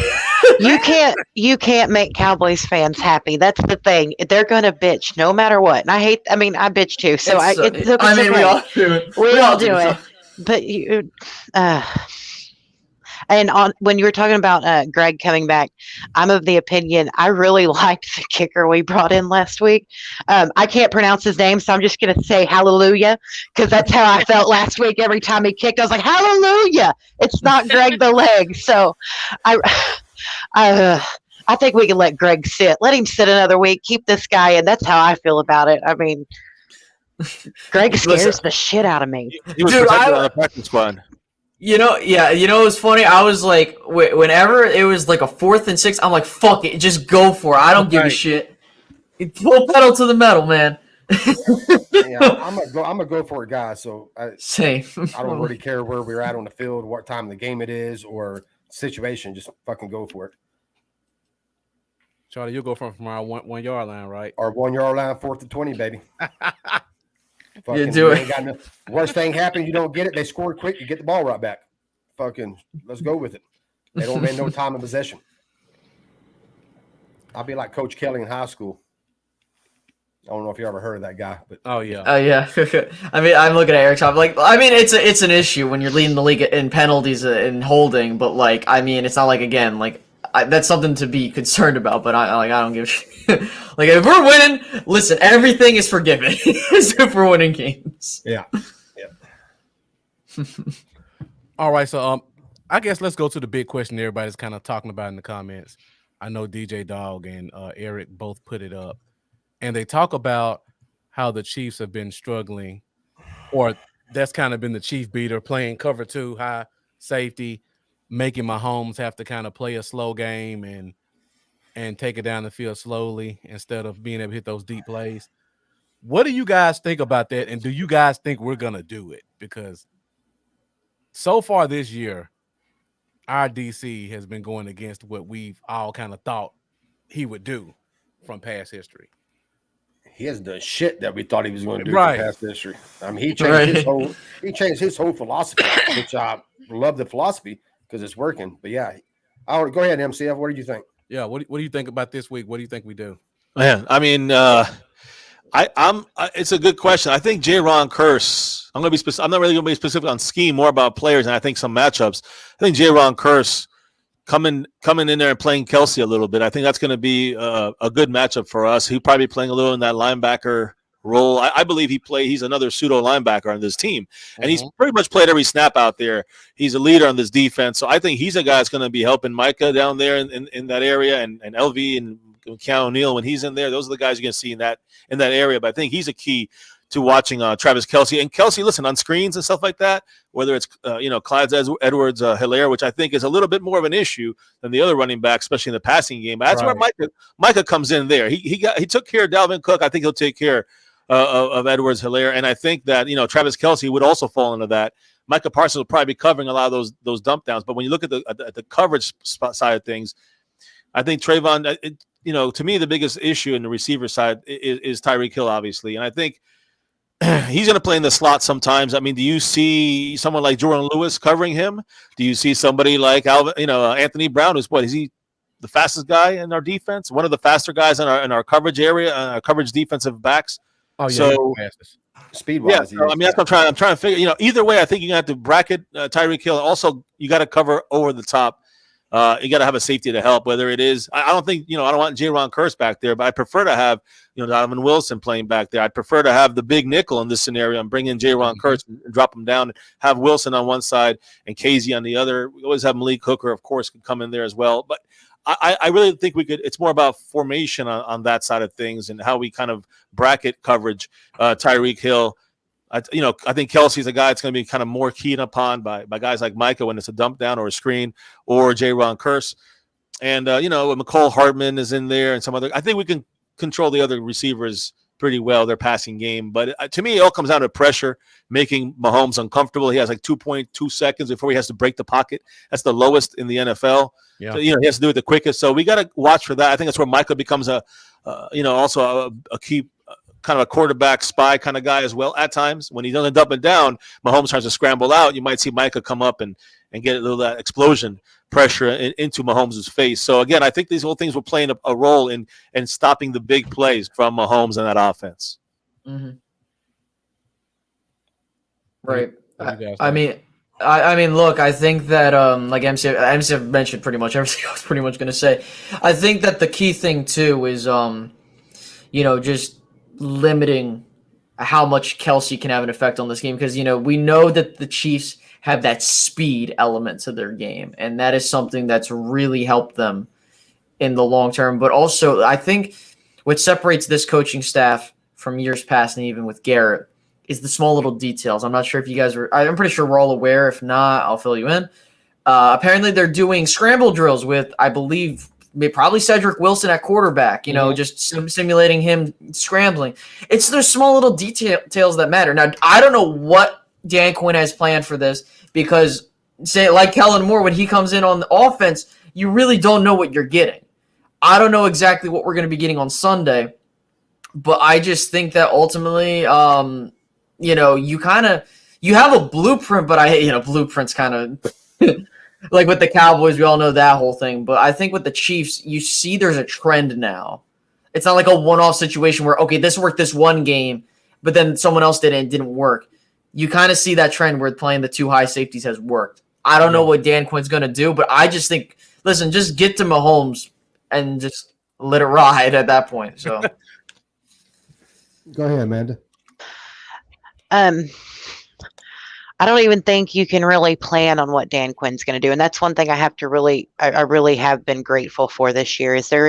He actually schemes to the team that we're going to play against. That's something that we haven't seen for several years. I mean, they always come in with a plan, but they don't adjust to it. I love Dan Quinn and his adjustments. I think keeping pressure on Mahomes is going to be our number one goal, because if you get Mahomes uncomfortable, Mahomes gets really shaky and he starts making crappy throws. Mm-hmm. So it's going to have to be in his face at all times. And I really hope that we use that to our advantage. And I hope we blitz the hell out of him and get him scared shitless. So he's back there running like a scared little dog. And I know it sounds silly, but it's true. That's how Patrick's always been. If you get pressure to him, he gets extremely uncomfortable. And that's why I've said, many people argue with me about it, but I do think that Mahomes has been exposed. It started last year in the Super Bowl, but I think that he's been exposed to the point that everyone's learned his main weakness, and people are exploiting that weakness, and that's how people are beating the Chiefs. So I really think that if you pressure him, there's really no way that he'll be able to beat us. I'm not worried about any of their wide receivers. I mean, he's been using Pringle quite a bit, and that's what's funny. Is that their fourth wide receiver? Or is it their third? He's on the depth chart there, fifth, I believe. Is he fifth? I mean, I think he's fifth. He's been getting he's just looking for anybody to throw it out there. He just tosses it up and hopes for the best. I think our cornerbacks are going to have a hell of a game. I expect all three of them to get an interception again this game.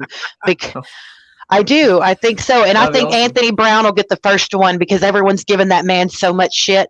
And I think he's going to come in with another chip on his shoulder. And I think he's going to show everybody what he means. So I have never given Anthony Brown shit. I have took shit for defending Anthony I know Brown. You have. I've seen it. But everybody hates. There's so many people who to this day cannot stand him. I've given him shit.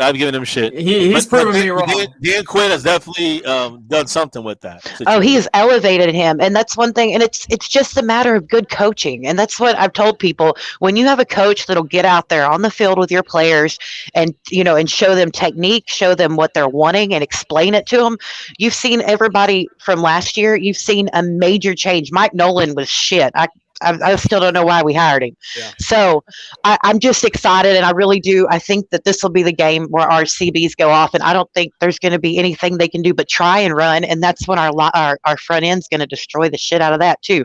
So I expect a 3-and-out their first possession, and then it's just going to keep going. Yeah, I think that, you got to look at this guy. I've used this term before. This is your springboard game for the latter part of the season. Like we talked about, you have 3 games in 12 days. And I think that a win here, not only with the magnitude of this game going to be watched by the country, I think it's just the type of opponent you're going up against. Mm-hmm. So for you to go into Kansas City, even if it's a close game and you pull it out where you just beat the shit out of them, that's going to send waves to the rest of the league to be like, even though we've kind of been doing it already, that listen, you got to take this team seriously. And I think that teams do, but at the same time, you look at this whole set of games and it's just, I look at it this way. If Dallas wins this game, which I think they will, I have a firm belief they're going to end up being the number 1 seed in the NFC, because this is going to just propel them to just go down the rest of the games. I just don't see a way how you go into Kansas City with how this team's been playing, how the coaching staff's been approaching this stuff. and you just lay an egg on Thanksgiving, which, listen, I understand shit like that happens. But I do sincerely think that this could be the game where Dallas puts it in. Because think about it. If Dallas is in position, if everything goes right for them, they could end up getting that number 1 seed this week. Yep. If everything goes right. And if Dallas gets this number 1 seed, watch out, people. Just watch out. I'm just going to say that. Go ahead, Rika. I like what DJ Doug says right here about Mahomes will try to play hero ball when he feels enough pressure.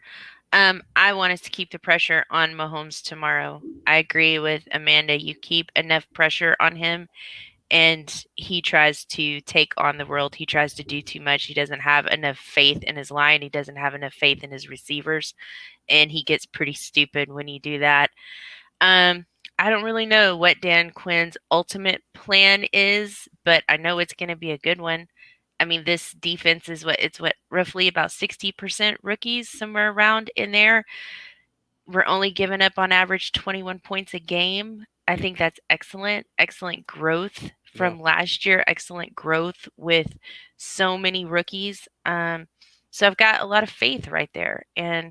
But yeah, when you knock Mahomes off of his game, then you're really going to be able to get rolling. Yeah.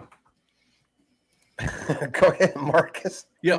When I look at this game, and I know we talk about the scheme or whatever, I honestly feel like Quinn is just so confident in what he's doing and what the guys are doing. I don't think he's going to change it up much, honestly. I feel like they're going to get some plays on us, but like you made the comment with what Tavis said about the hero ball, our cornerbacks and our safeties, which we haven't really seen it yet, those guys know how to get their hands on the ball. So I don't think it's going to be Tyreek Hill running wide open. If they're close, they have just as much opportunity to get the ball as Tyreek Hill does. And I think, like you guys said, turnovers are going to be the difference. I don't know if everybody's going to get a pick like Amanda hopes for, but I can definitely see a couple of turnovers coming through this game from multiple positions for sure because of that. And I know everybody's kind of focusing on Hill right now. For me, my biggest concern is Kelce because I feel like he's really the one who keeps the offense moving, especially on third downs and making key catches. So how do you guys think they're going to play Kelce? You think it's going to be just kind of put curse on him? Or you think we're going to try to zone him up or put some brackets on him? I was going to. I kind of already said. I think Curse will take some of those reps against Kelce, but I will say this: I think on similar to Kyle Pitts last week, I think on third downs or red zone stuff, if they get there, I think Trayvon Diggs is a guy you got to think about maybe putting him on someone like Travis Kelce, who's athletic and he gets those yak yards after. I think if he blankets him, Trayvon Diggs is big enough, physical enough, and fast enough to be able to stick with him too, in case J-Ron Curse is not really able to do that. I could see him hang with them on certain downs and distances. On those important downs, I think maybe you put a more, versatile kind of, a quicker, faster kind of guy that still can be physical, like Trayvon Diggs as an option, I think. And again, like bracketing and all that, you can do that too. But when you talk about names, I think that, Curse and Trayvon Diggs at certain times. Okay. Amanda, what do you think about that? I love Diggs, but he really scares me because he's either there or he's getting burnt. So I think I'd rather have Curse on him than I would Diggs. And it's not because Diggs isn't athletic and isn't fully capable of doing it. It's just that Diggs sometimes I think gets a little bit overconfident and thinks he's going to be able to get to the ball, and he isn't able to get to the ball. We've seen him get beat multiple times. He's either really, really good or he's getting beat. And I don't mean that, the wrong way. You could even maybe put Lewis on him. Lewis has been pretty lights out lately, and I think you could potentially put him there. But I don't know if I want Diggs on Kelce. I think I'd rather keep Diggs on Hill, and I think I'd move someone else in. I think that would be your best bet. So either Kirsch or maybe Lewis, because Lewis has been playing some badass ball lately. Yeah. There's a size difference big there between Kelce and Jordan Lewis. There is the size difference, but I mean, confidence is huge. And I think that after that game, I think you could put damn near any one of our players on Kelsey and they'd be successful. But I think you need to leave Diggs out. I think you need to leave him on Hill because a lot of players aren't as Hill's a fast son of a bitch. He is fast. So you don't want your fastest player. And I think Diggs is really the speed that we have out there. So I think that's where I'm at. So you're going to put Curse I'd like to see Lewis on him. I'd like to see it. I think that'd work for it. I'd take Curse on him. Yeah, same. That I wouldn't mind Diggs on him at times, depending on where he's lining up at. Nothing against Manda. There's no fucking way I'm going to put Lewis on him. No way. I love Lewis. A good game. He had a great game, and he's had a pretty good season. But that's like fucking putting a midget on a fucking tallest man in the world. He just, that does happen sometimes, Charlie. It does happen. Well, don't get me the midgets because I'll go off the conversation you want. But yeah, you really will. It's disgusting. But yeah, no. But seriously though, I think Kelsey would laugh if Lewis lined up again in front of him ever down. I think he'd be like, "Yes, this is the guy I want." But I think they're going to mix it up. I don't think we're going to see. Yeah. I don't think we're going to see what we've been running all year, which is a lot of fucking man straight up, fucking all the way across the board. But I don't think we're going to see a shitload of cover two. But I think we'll see more of it than we have in the past. I agree. I think Quinn will mix it up to not let Patrick Mahomes get into a groove of what he thinks he's seeing. I know Mike Crum was on with Rika and me last week, and he brought up about having Hooker and KZ deep, two safeties, and your linebackers bring in Wilson and Curse as your linebackers, and put this is on passing downs, definite 3rd and 10, long passing downs, and have Mike as your edge rusher. Yeah. So that would be, I would go for that. I mean, that's a lot of good defensive backs in there at one time. But I think we're going to mix it up. And another thing is, Quinn to me is a lot like fucking Moore. It's hard to guess what they're going to do because they'll switch it up. They'll switch it up each game. They'll switch it up after the first quarter. They'll switch it up again after halftime. They're kind of good at fucking just going with the flow and just like, hey, whatever they're doing, let's adjust and let's stop this. So, if they have a game plan set and it's not working, I have confidence they have a plan B to go to try it out.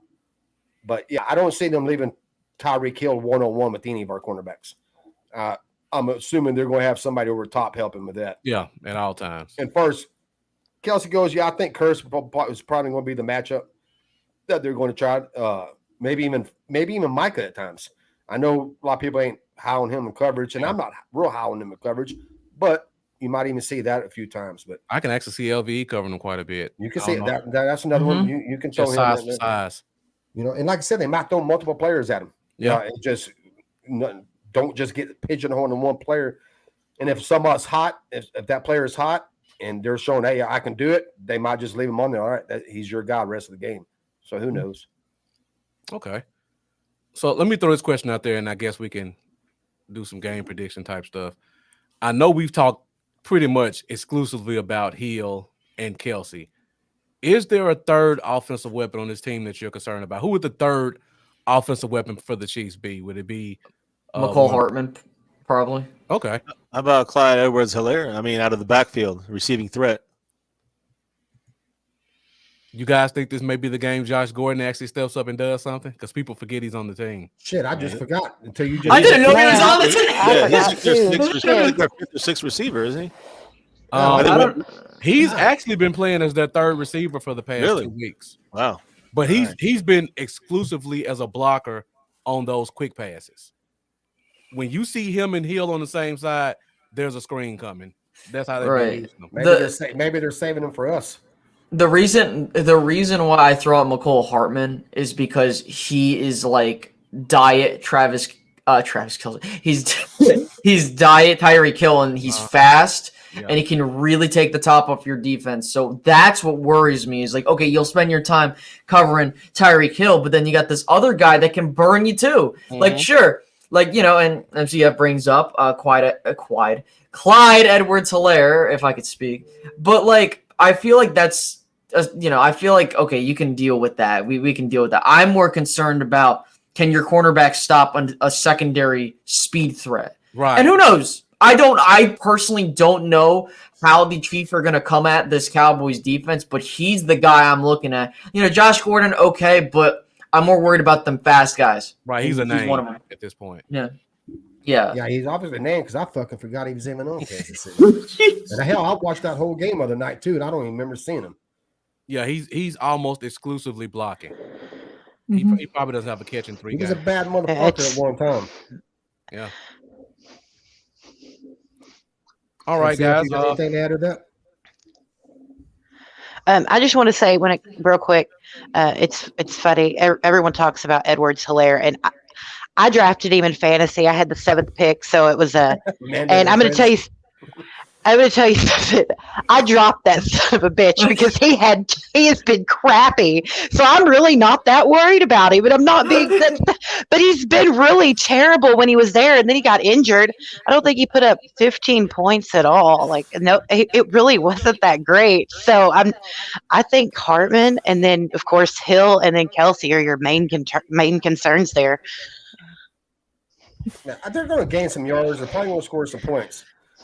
I mean, they got a good fucking offense. Even in this shitty 10 games they've had, they still are up there at the top in offense. I mean, they're still good offense.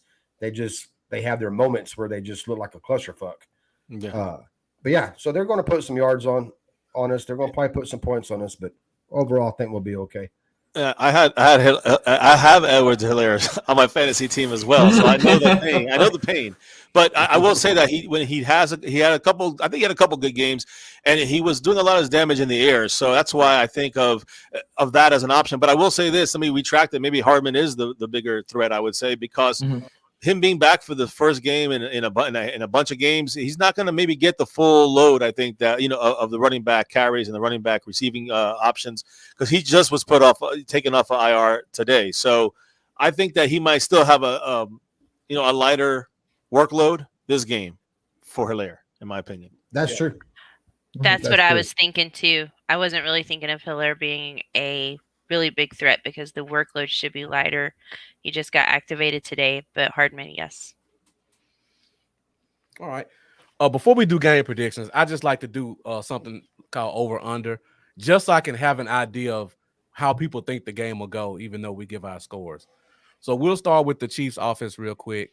Over/under 325 yards, Patrick Mahomes. Under. Just real quick around the board. Over. I think it goes over. All right. Amanda?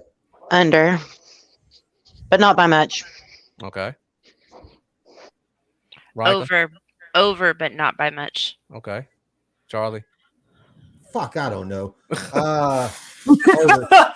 I'll go over. All right. You said offensive yards, right? Yeah, or is it Mahomes? Yeah. Mahomes passing. No, just Mahomes. Yeah, I'm gonna go under. Okay. Over/under 100 yards for any one of their receivers. Over. Okay. Same. Over. Amanda? Over. I'll go over.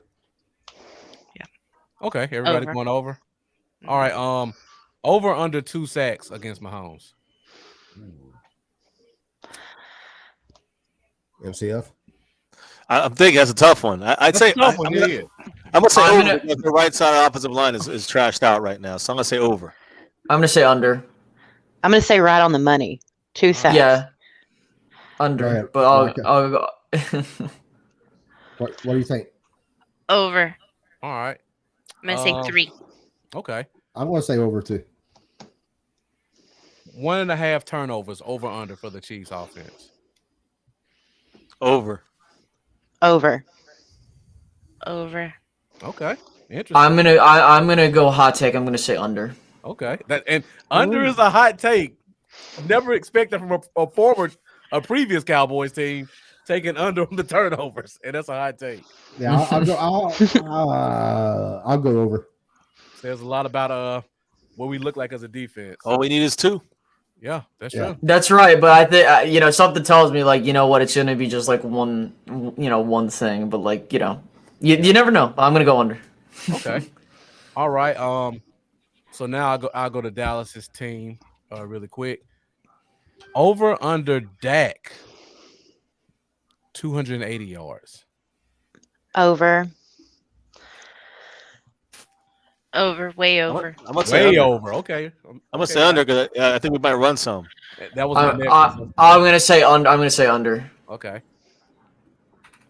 I got to go over. I don't see any way he goes under that unless we get a big lead and run the ball in the fourth quarter.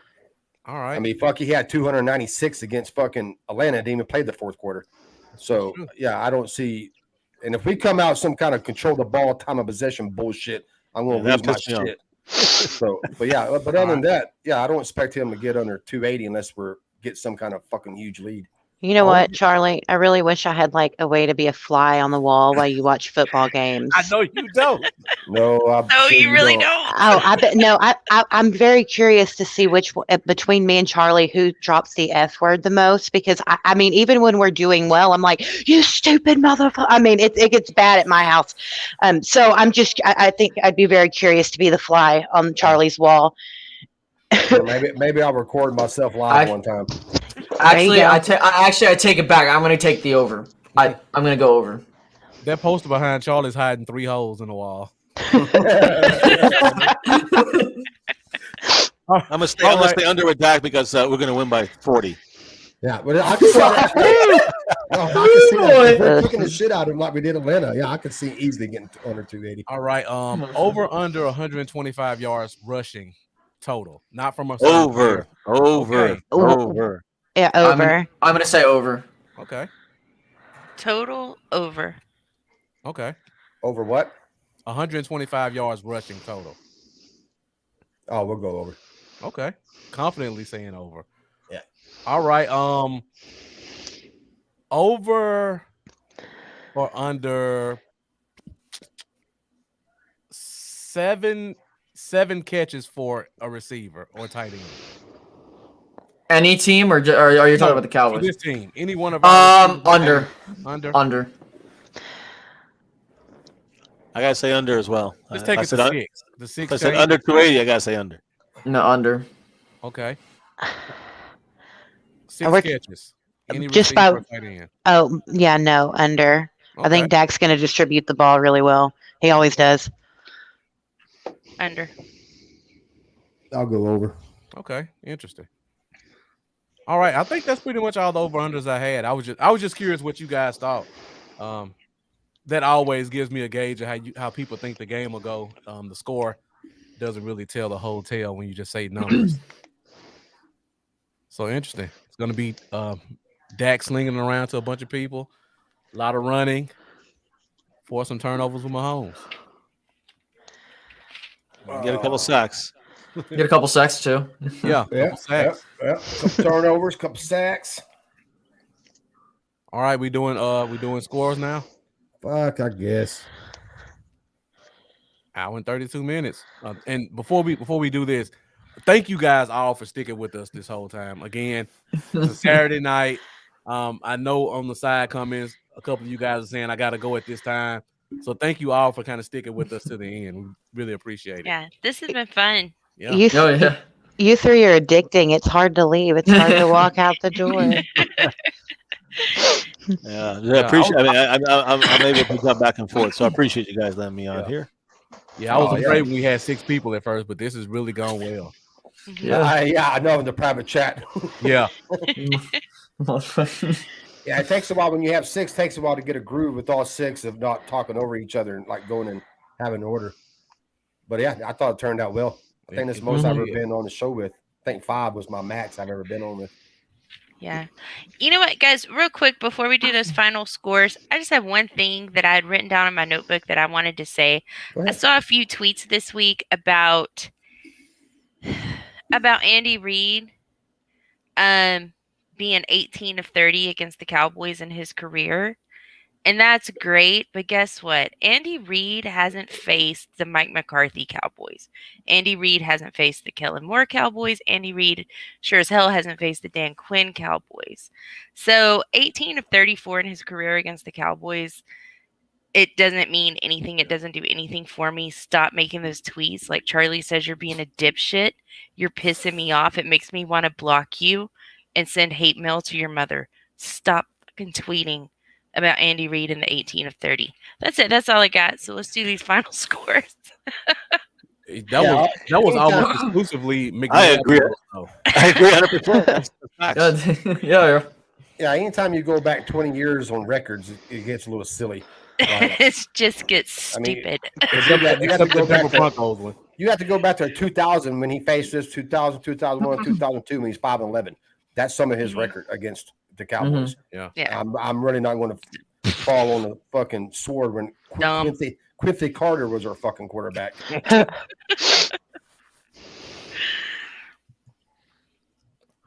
All right. Final scores. Go ahead, MCF. Ready? Let us know. Shit, man. It's there's some fluctuation here for me. I think we get 40 in here, but hey, I'm gonna try to keep it. I'm gonna try to reel myself in and say, 30, 35, 34, 24 Cowboys. I'm right there with you, but I'm gonna go. I'm going 43-17, and I think we're gonna roll right through. Yeah. Yeah, exactly. That's right. That's the faith I have in my man Dak Prescott. Okay. That's not one of Eric's fucking predictions. And I really hope it's right, so I can tag Charley and give him a hard ass time because I really want to be able to do that this week. Yeah. And before Space Cowboy gives his, everybody who's still with us, make sure you let us know what you think the game prediction of the score is going to be. Mm-hmm. I have a question. What jerseys are we wearing? Good question. White jersey. Oh, fuck it. It's going to be 44 to yes. 44 to 28 Cowboys. And this fits over in the fourth quarter, by the way. Knowing that. Pat Campbell. Yeah. He must be in Chiefs country. He keeps making comments like this. That's my best friend. I've known him since I was 10 years old. Okay. We've been best friends since we was 10. So what's that now? 38 years? Is he in Oh, KC? wow. No, how long than that? Yeah, 38 years, yeah. Is he in KC? No, he's in Pasadena, Texas. Okay. LaPorte, Texas, actually. LaPorte, Texas. I'm giving it. Well, let me give your address out, Pat. Let everybody know exactly where you live. Want to give a quick heads up. I just got something that dropped right before the Cardinals look like that they're going to start Colt McCoy for the third straight game. Okay. And who do they play? They play Seattle. Okay. But Carson's having season-ending surgery. I saw that too. So, I'm just saying, like, if there's a possibility that Dallas jumps them, this is going to be the week. Right. Is Russell back? Yes. Okay. Right? Yes, he's back. Yes. He looked like shit. He did. He's fucking god awful. Can't stand Russell Wilson. Well, except for this week, just do your job, Russ. Right.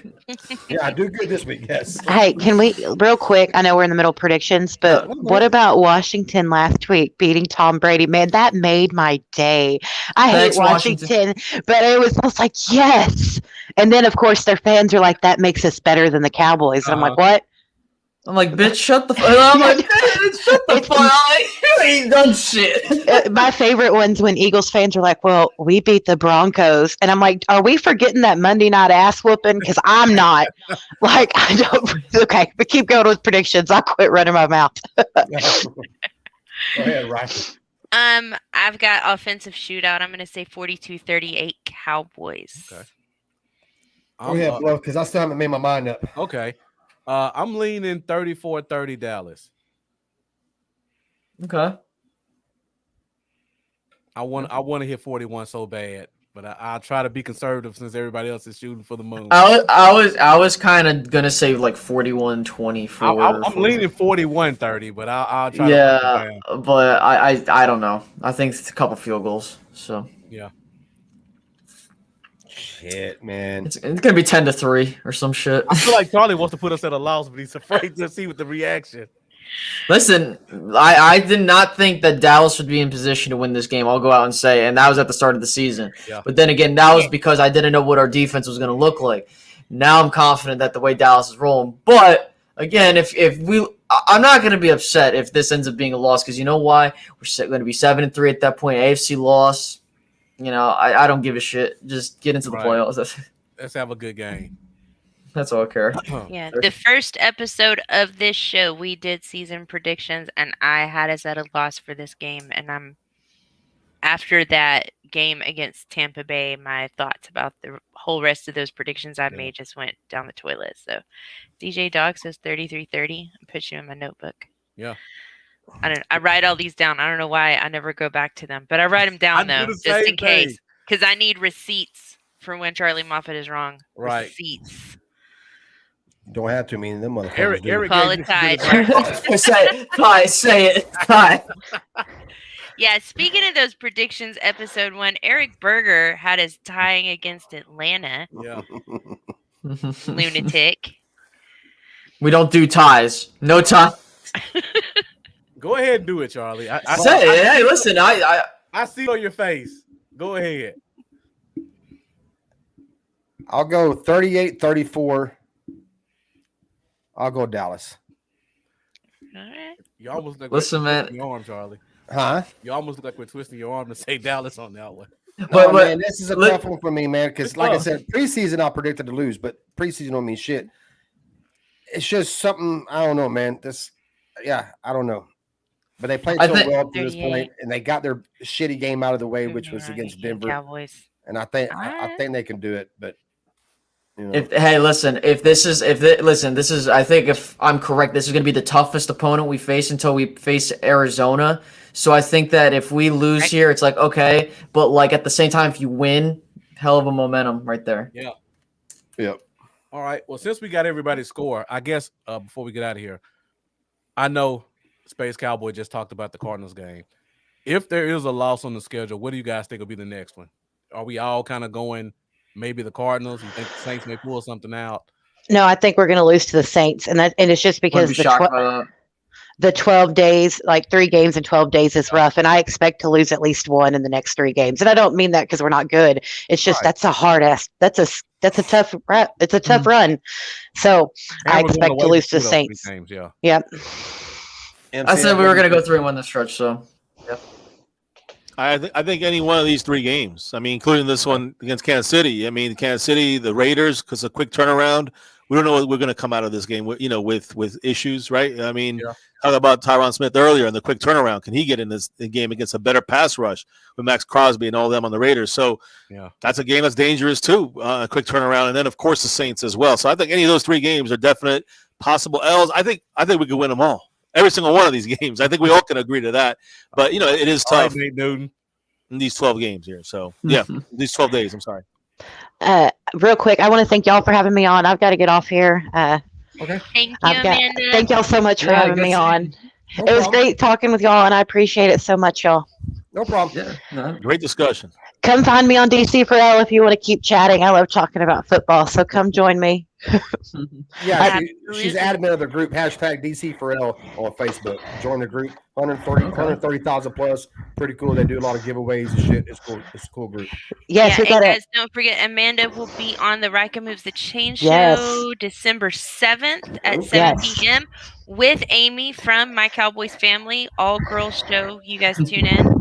Yes. I'll dip out of that one. Charlie's Angels. Yeah, I am. Right. Charlie's Angels Extravaganza. All right. Y'all have a great rest of your night. I will hit y'all up tomorrow during the game. All right. All right. Bye, Amanda. Bye. Bye-bye. All right. We got everybody's score? I got it written down. Mm-hmm. Yeah. What was we talking about scores? What was the last thing we were talking about which game do we think is going to be the next one, possibly. I had the Saints game and the Kansas City game preseason as both L's. Yeah. Same. But I would say this: if we win this game, there's not a fucking game on our schedule that we're going to lose. Okay. Now you can throw it up there like Washington, the Giants. I mean, because they're division rivals, weird shit happens in them games. But as far as going to the game, there won't be a fucking game left that I go into thinking, man, I don't know what we're going to do. I don't give a shit about the 12-day turnaround and all that shit. Yeah. If we go into Kansas City and beat Kansas City with all the hype around this fucking game, Raiders don't, and fucking Saints with a backup quarterback, damn sure it'll scare me. Yeah, I would say listen, we've done this before. I think I don't know when's the last time we did like a 3 games. Like 2016, I remember vividly was the last time we won a 3-game stretch. in 12 days off the top of my head, but it's That doable. That was the last really good team we had.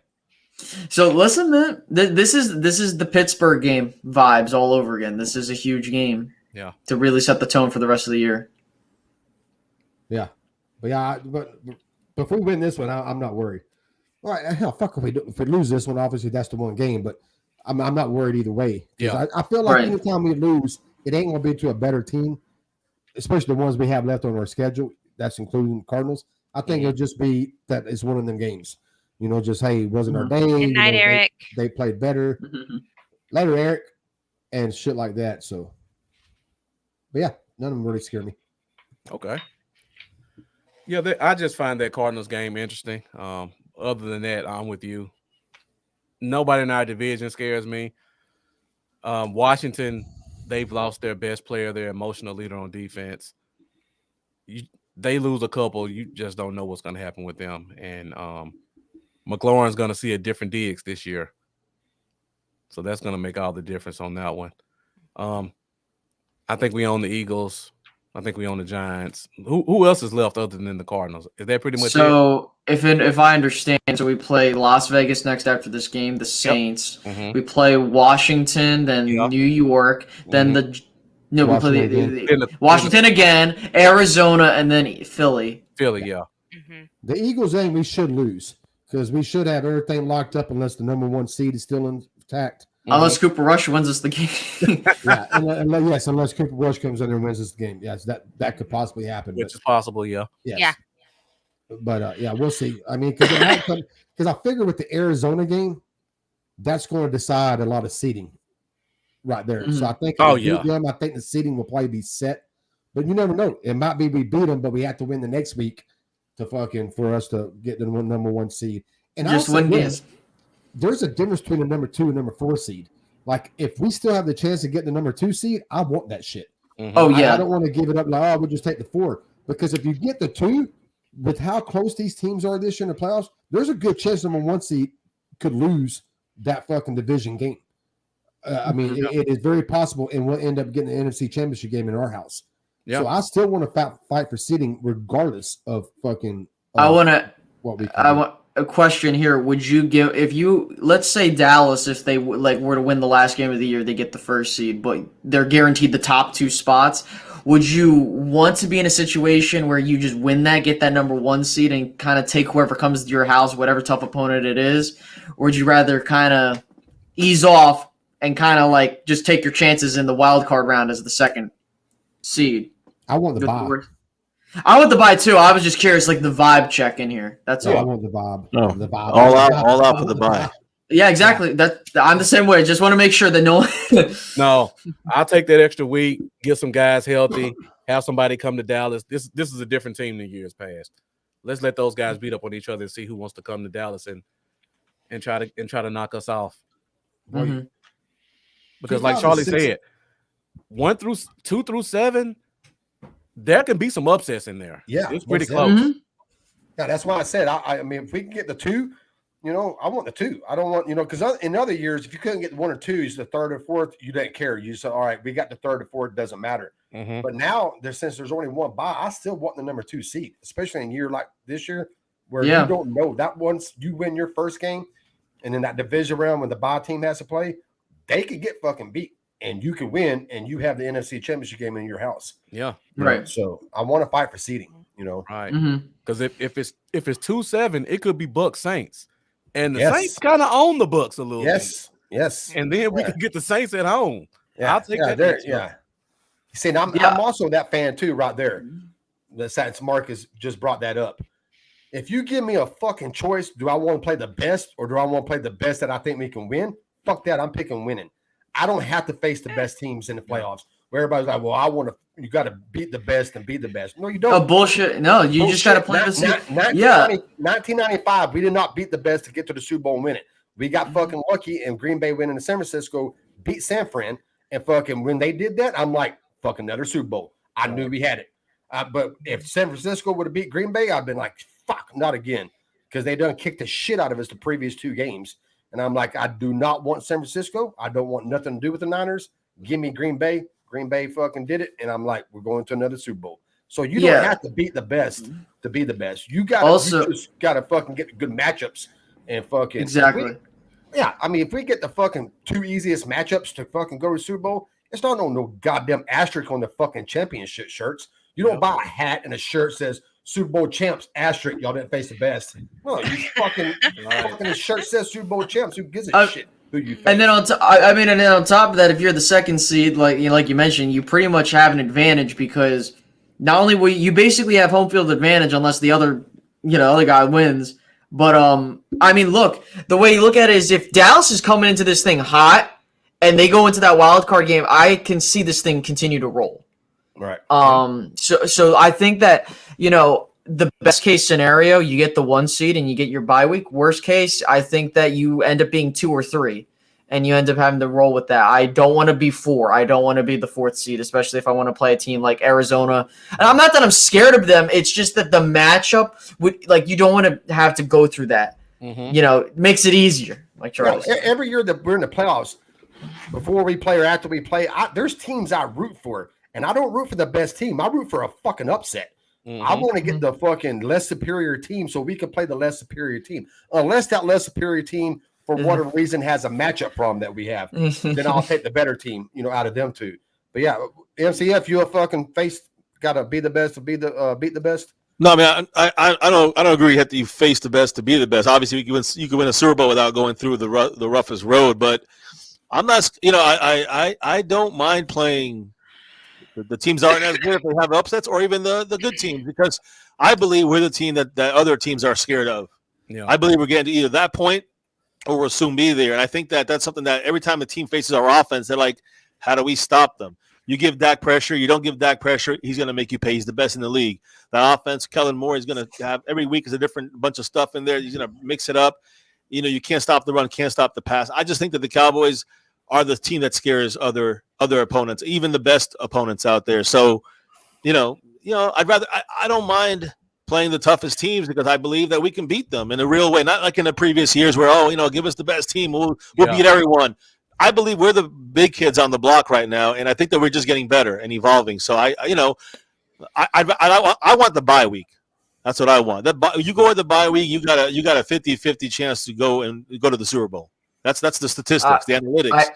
I want the bye week, and that because that helps us go to the Super Bowl. Where we play, and I think we win. At home, remember, at home now, I think we got, definitely everyone's coming together on this. This is a special year, and I think the fans see it too. So I'm hyped about that. After that Denver embarrassment by the home fans as well and the team, I think that things are different now in Big D. Mm-hmm. Yeah, like I said, I don't mind. I mean, I'm going to root for the worst team. I'm going to root for the team that I think, okay, we have a better chance. I'm with you. I think we can beat anybody. But if I can get a less superior team, I'm going to root for that team. Now, again, me root for them doesn't mean they're going to fucking win. It's just what I want to happen. They did, like I said, in 95, I was fucking rooting like a motherfucker for Green Bay to beat San Fran, and they did. And I celebrated the Super Bowl after the game. It's like, yeah, fuck it, we got this. Because I knew we was going to beat Green Bay, and I knew I didn't give a shit who went in the ABC. We was going to beat them too. So my Super Bowl celebration started 3 weeks before the fucking Super Bowl even happened. See, I agree with that. When it comes to matchups, I think matchups, you want the best matchup for your team, right? Whatever it is, whether it's easier or harder, you want the best matchup for our team. We don't want a team that's going to give us problems that can stop our offense, right? So we want to make, I agree with that. But, and I agree 100% with what Charlie said. So obviously you want the best matchups for your team. But I do feel comfortable in our team, getting our best chances to make a run at the Super Bowl by getting that bye week and then getting the rest, the next 2 games to be at home.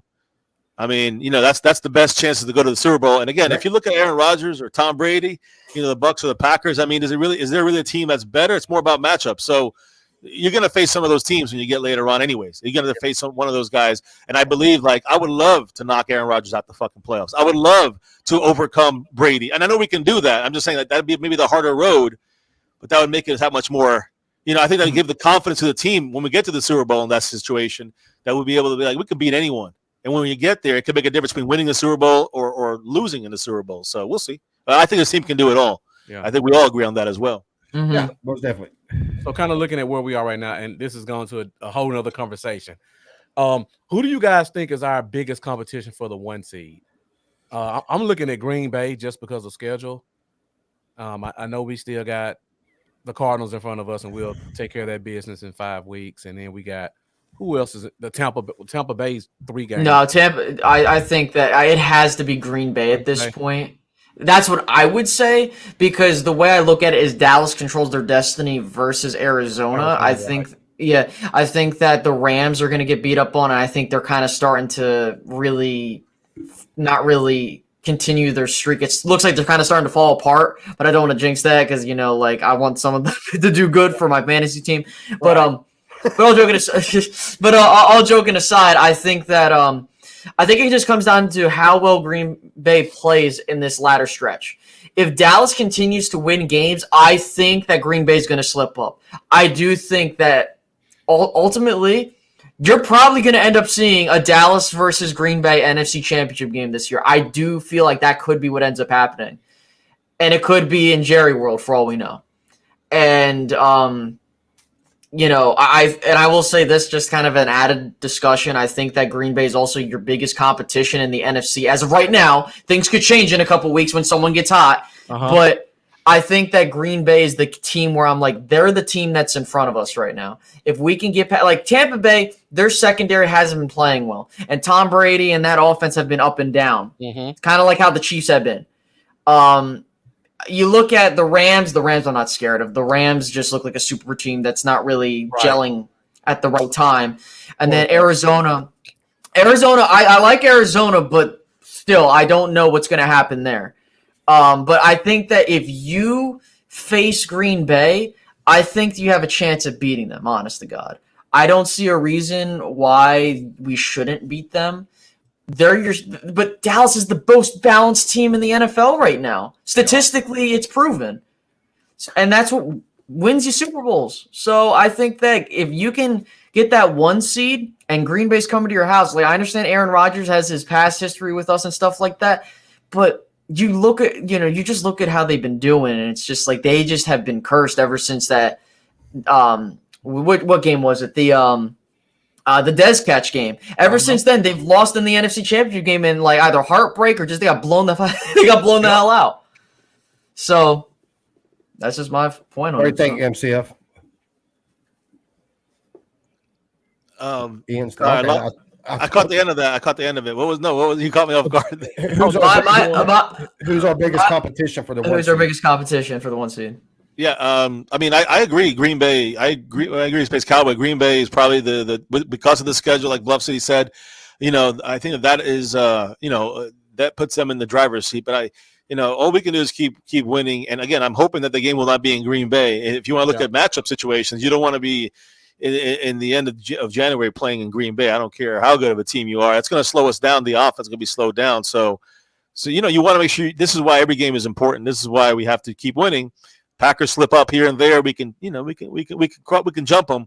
I think that is our biggest competition right now. I did like the Rams a couple weeks ago, and in a couple weeks it'll probably be the Cardinals, not the Packers. But right now, I think that the Packers are the toughest team. I am worried about the Cardinals. They're kind of like a little bit gadgety. I think I still think they're a little gadgety, but I'm still waiting to see them because they're banged up and they're still winning games. So you got to give them credit as well. Their defense is playing well, and they just fell against the Panthers. I think that we'll see these teams slowly falling by the wayside, and it's really about which team can continue being consistent throughout the season. That's where we come in. And I think that Packers are probably the toughest team, but I think they'll falter a couple games here. I think they'll falter a couple more than we will. Is my thought, and I think we have a real chance to make a run at that number 1 seed. Looking at the Packers schedule, they got the Ravens and they got the Rams, and the rest of it is just Detroit and Chicago, who they just beat up on religiously. So we really have to hope one of those 2 teams can knock them off. And it's always an upset in there too. They'll falter against one of those division games or something. Yeah, I actually have them losing this weekend against. I wouldn't be shocked. Yeah, I wouldn't be shocked at that. The Vikings. The Vikings. Division game. Yep. Yeah. It's just a hope and a prayer. It's just I'm so far fucking behind in my pick'em league. I got to pull some fucking upsets out of my ass. That Browns game could be really interesting if the defensive line plays like they're supposed to. Yeah. I think just off of schedule, I think Green Bay is our biggest competition, just because of the schedule. They're not my biggest fear in the NFC, but they're my, as far as one seed and us getting the one seed, just because of the schedule, and we're tied right now, it could be them. With Cardinals, we control our own destiny with them. Tampa Bay, we don't control our own destiny. If we somehow come up with a tie with them, they get the tie because of the head-to-head. But I still think it's going to be Green Bay that we're going to be in competition with. But as far as teams I don't fear Green Bay. I know a lot of people fear Aaron Rodgers. I don't fear him. They beat us. I know they beat us in 2014. Des catch, no catch. I know they beat us in 2016, and with we beat them first though. With one just fucking hell of a throw and a hell of a catch. Yeah, I mean, it took that and a long fucking field goal to beat us, and that was against a rookie Dak. So yeah, I don't fear him. I really don't fear any team. I guess the one team in the playoffs I would fear somewhat would be Tampa Bay, only because it's Tom Brady, and only because Tom Brady does Tom Brady shit all the time. That's the only reason. Not that their team ain't as good as our I think we're better than them they are right now. I think we'd probably be better than them in the playoffs. But goddamn, Tom Brady just does Tom Brady shit sometimes, and it don't irritate me because I like the guy, but it irritate me if he did it to us. Our corners look a whole lot better from week 1 to now than they. A shitload better. And I think that if we were facing Tampa Bay now, it would be a different story. Yeah, different conversation. Yeah, well, now it would, but with the playoffs, then that's when playoff Tom Brady does playoff Tom Brady shit. Yeah, and he just fucking. I don't want nothing to do with Tom Brady, to be honest with you. Yeah. Last question, and I just want to put it out there because I've seen a few people put this on Twitter, and it's a hot topic because it's a name people recognize. Right now, the Panthers would be considered the 7th seed. So if we were the 2, would you guys have any concerns about Cam Newton Panthers team playing against Dallas? And I'm just putting it out there because of the name, and I've seen people get a lot of hype behind it. No, not really. I would say, look, you got to take every team seriously, but I think that if you're this Dallas team, you should take care of business. Regardless of who's the quarterback of the Panthers, I think you might have a moment where you can't score because of the defense, but they'll beat the shit out of them. It's not gonna. It's not even a question. I've just been seeing people think the Panthers are going to just rise up the rankings with Cam and McCaffrey. Shit, I've seen Eagles fans. Non-Eagles I was gonna say even non-Eagles fans. Some of the analysts and shit. Not that they know everything, but some of the analysts are picking Eagles to make a run and get that last wild card spot, and I don't see that either. Yeah, I think once you get past Dallas, the Bucks, Green Bay, the Cardinals, and the Rams, I don't really give a shit who the other team is. Right. I don't think it's going to really matter. That's a good summary. Teams. Yeah. But you can always, like I said, there's always that game. There's always that upset. But no, I don't fear Minnesota or Cardinals or the fucking Eagles. Niners, any of them teams that has a chance to slide up on there, that I'm not worried about any of them teams. And that's who we get if we get number 2 seed. So no, I don't. Mm-hmm. They don't bother me any. They don't scare me any. Okay, I just wanted to put it out there because I've seen people. Actually, we face them, it'd be like having a bye because we'll probably mollywop in one half and fucking set them for the second half. So that's just my opinion. You scared of them, MCF? I'm sorry, who were we scared of here? Any of the 7 seeds, Eagles, Cardinals. Oh, no. Yeah, no, I was hearing you guys. I was listening. I just had to get back to my microphone and I'm busy in the background as well. But I know, bud. I'm not really afraid of any of these teams. I mean, I know the Saints, they got a little bit of a defense over there. They got a good defense, but for the most part, I think that we are in a different category than these teams. I'm not trying to even it's not like in previous years where we could, we kind of were not with the elites of the NFC. Let's say this year we definitely are, and the thing that tells it to me, the coaching and their adjustments. You guys talked about it earlier. We went through the offense and defense and special teams, but I think a lot of it also is the fact that we've overcome so much depth-wise, coaching adjustments. These things we never talked about some of these things in the years past, and trusting the coaching staff and trusting the adjustments. We didn't have any fucking adjustments, halftime adjustments, nothing. Now we're having offensive and defensive adjustments, and sometimes in game and in drives at times. I know against the Vikings, we switched up our defense on third downs to confuse. I'm sorry, it's the Patriots. We switched up our defense on third downs to throw them out of whack. We Belichicked them. So I just like the way there's this offense is rolling and the confidence they're instilling in each other, the bond that this team has. These are all things we haven't really seen in a real way in over 2 decades in Dallas. So I'm ecstatic about this, and I'm not afraid of any of these other teams. We're just a different level of team, in my opinion, than other than maybe 3 or 4 teams in the NFC. That we should beat everybody else without issue. Yeah. And Broncos is our loss. The Broncos is our wake up call. So we did everything wrong. Half of it was killing ourselves and bad luck. You can't have another game like that. I think the Cowboys know that. Yeah, no, I'm with you on that because we're 7 and I said this earlier. We're 7-2, and we really only had one bad game. The Bucs game wasn't bad. Yeah, I mean we played well. It was just first game of the year. Everything was kind of new DC, bunch of new young players. First time Dak played in the year. We're in their house, Super Bowl champ, blah, blah, blah. And nobody thought there would be a pick'em game. Yeah, and yes, and we made Tom Brady do Tom Brady shit to fucking beat us with the field goal. So, no, yeah, I'm with him. I mean, Denver was the one fuck-up game that we had. So we're 7-2, and we've done this. Again, I'll mention this. We've done this without D-Law but for 1 game, without fucking Gallup but for 2 games, without Dak for fucking 1 game, without Collins for fucking 5 games, without fucking Armstrong or backup for a couple of games, without Watkins or Montek for a few games, without fucking Urban for a couple of games, without Gregory now for 3 or 4 games.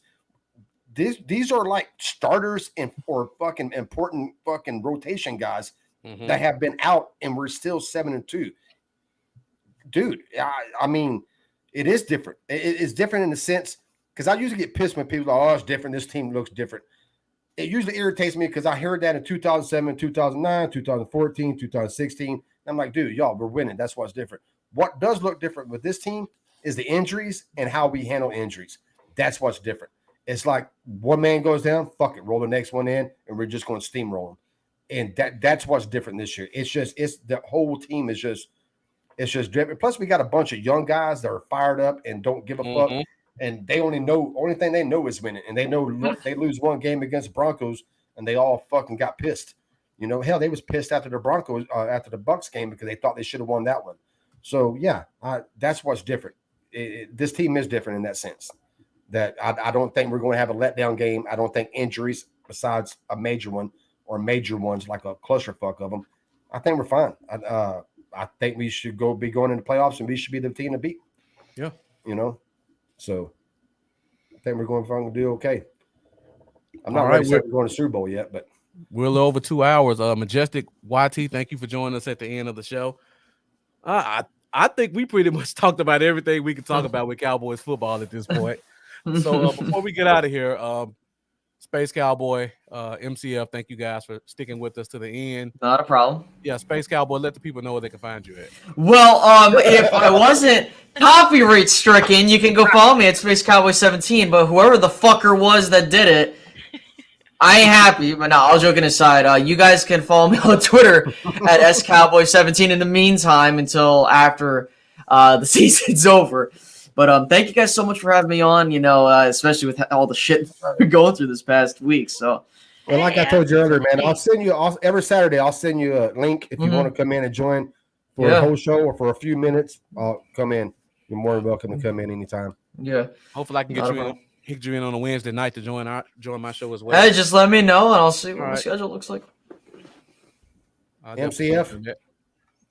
Yo, man, thanks for having me on here, guys. And I mean, we try to, it's hard for us to collab with anybody right nowadays. It's just family life and just everything, work life, the kids, everything. So it's just hard. And I'm lucky I got kind of a chance to get on here for a little bit with you guys. So it was fun. I appreciate it. Tonight we're gonna go live still. We go live late every night. So we're doing the simulation tonight. So we're gonna see these guys we just spoke about on the Chiefs, how they look on the field against our guys, just to give a guide, a little idea of what we're going to see tomorrow on the field. So we're going to do that tonight here in like an hour on My Cowboys Family and YouTube. Where you can find us on Twitter at My Cowboys Family. That's where we pretty much do most of our stuff. Most of it's on YouTube. And yeah, that's it, man. Appreciate you guys having me on here. All I care about tomorrow is getting that W, getting that win, and beating the Chiefs, and and let them disrespect us. I don't give a shit. I agree with Charlie. Just we're not gonna get respect until we win a Super Bowl or 2 or 3 or 4 or more. Let's keep going, guys. Go Cowboys! Hey, did y'all have a good time last weekend at the game? Hell yeah, that was some game to be at. That's 29 right. points in the Great second game to be quarter. at. Yeah. Got to see a historic Yeah. quarter, never ever done in the history of the Did you get Cowboys. So that was Did good. you get drunk? I didn't, but we got a little bit before the game. I had plastered like two big old 24-ounce or like 4 beers, like chugged it right before the game. But yeah, it was too exciting. I didn't want to go to this concessions. I didn't even chop my arm off for a beer. So I was good. I felt good. All right, brother. Appreciate it. I gotta get going, guys. I appreciate you letting me on here again. I'll try to make it whenever you guys are on, when possible. Yeah. And again, appreciate everybody in the house, guys. Always. Yeah. Go Cowboys! Go Cowboys. Yes. Later, dude. Yeah. All right. Anyways, if you haven't hit the like button, hit the like button. You can still share it. They can watch it after we're done. I appreciate everybody that came. Pat, my buddy. And you can hold me to it. I'll be down there if we go. Not if we go to playoffs. When we go to playoffs, I'll come watch the first game with y'all. I would say wait to the NFC Championship game or Super Bowl, but if we do that, I might not see it till next year with hard luck. So, yeah, I'll be down there. DJ Dog, thanks for coming in. Mendoza, as always. Always, yeah. Todd Corey. Fucking, damn. There's all Pat kinds Campbell. of people. Yeah. Travis Banks. Yeah. Yeah. But anyways, thank all y'all for coming in. And Bluff, you want to tell them where they can find you? All right. Since you haven't got copyrighted yet. Right. You guys can find me on Facebook and YouTube at Bluff City Cowboys. You can also find me on Instagram, Bluff City Cowboys. You can find me on Twitter at Bluff Cowboys. You can also tune in every Wednesday night, 8:30 Central Standard Time for the Cowboy Zone. Hopefully I can get my co-host Lambo back on the show at some point.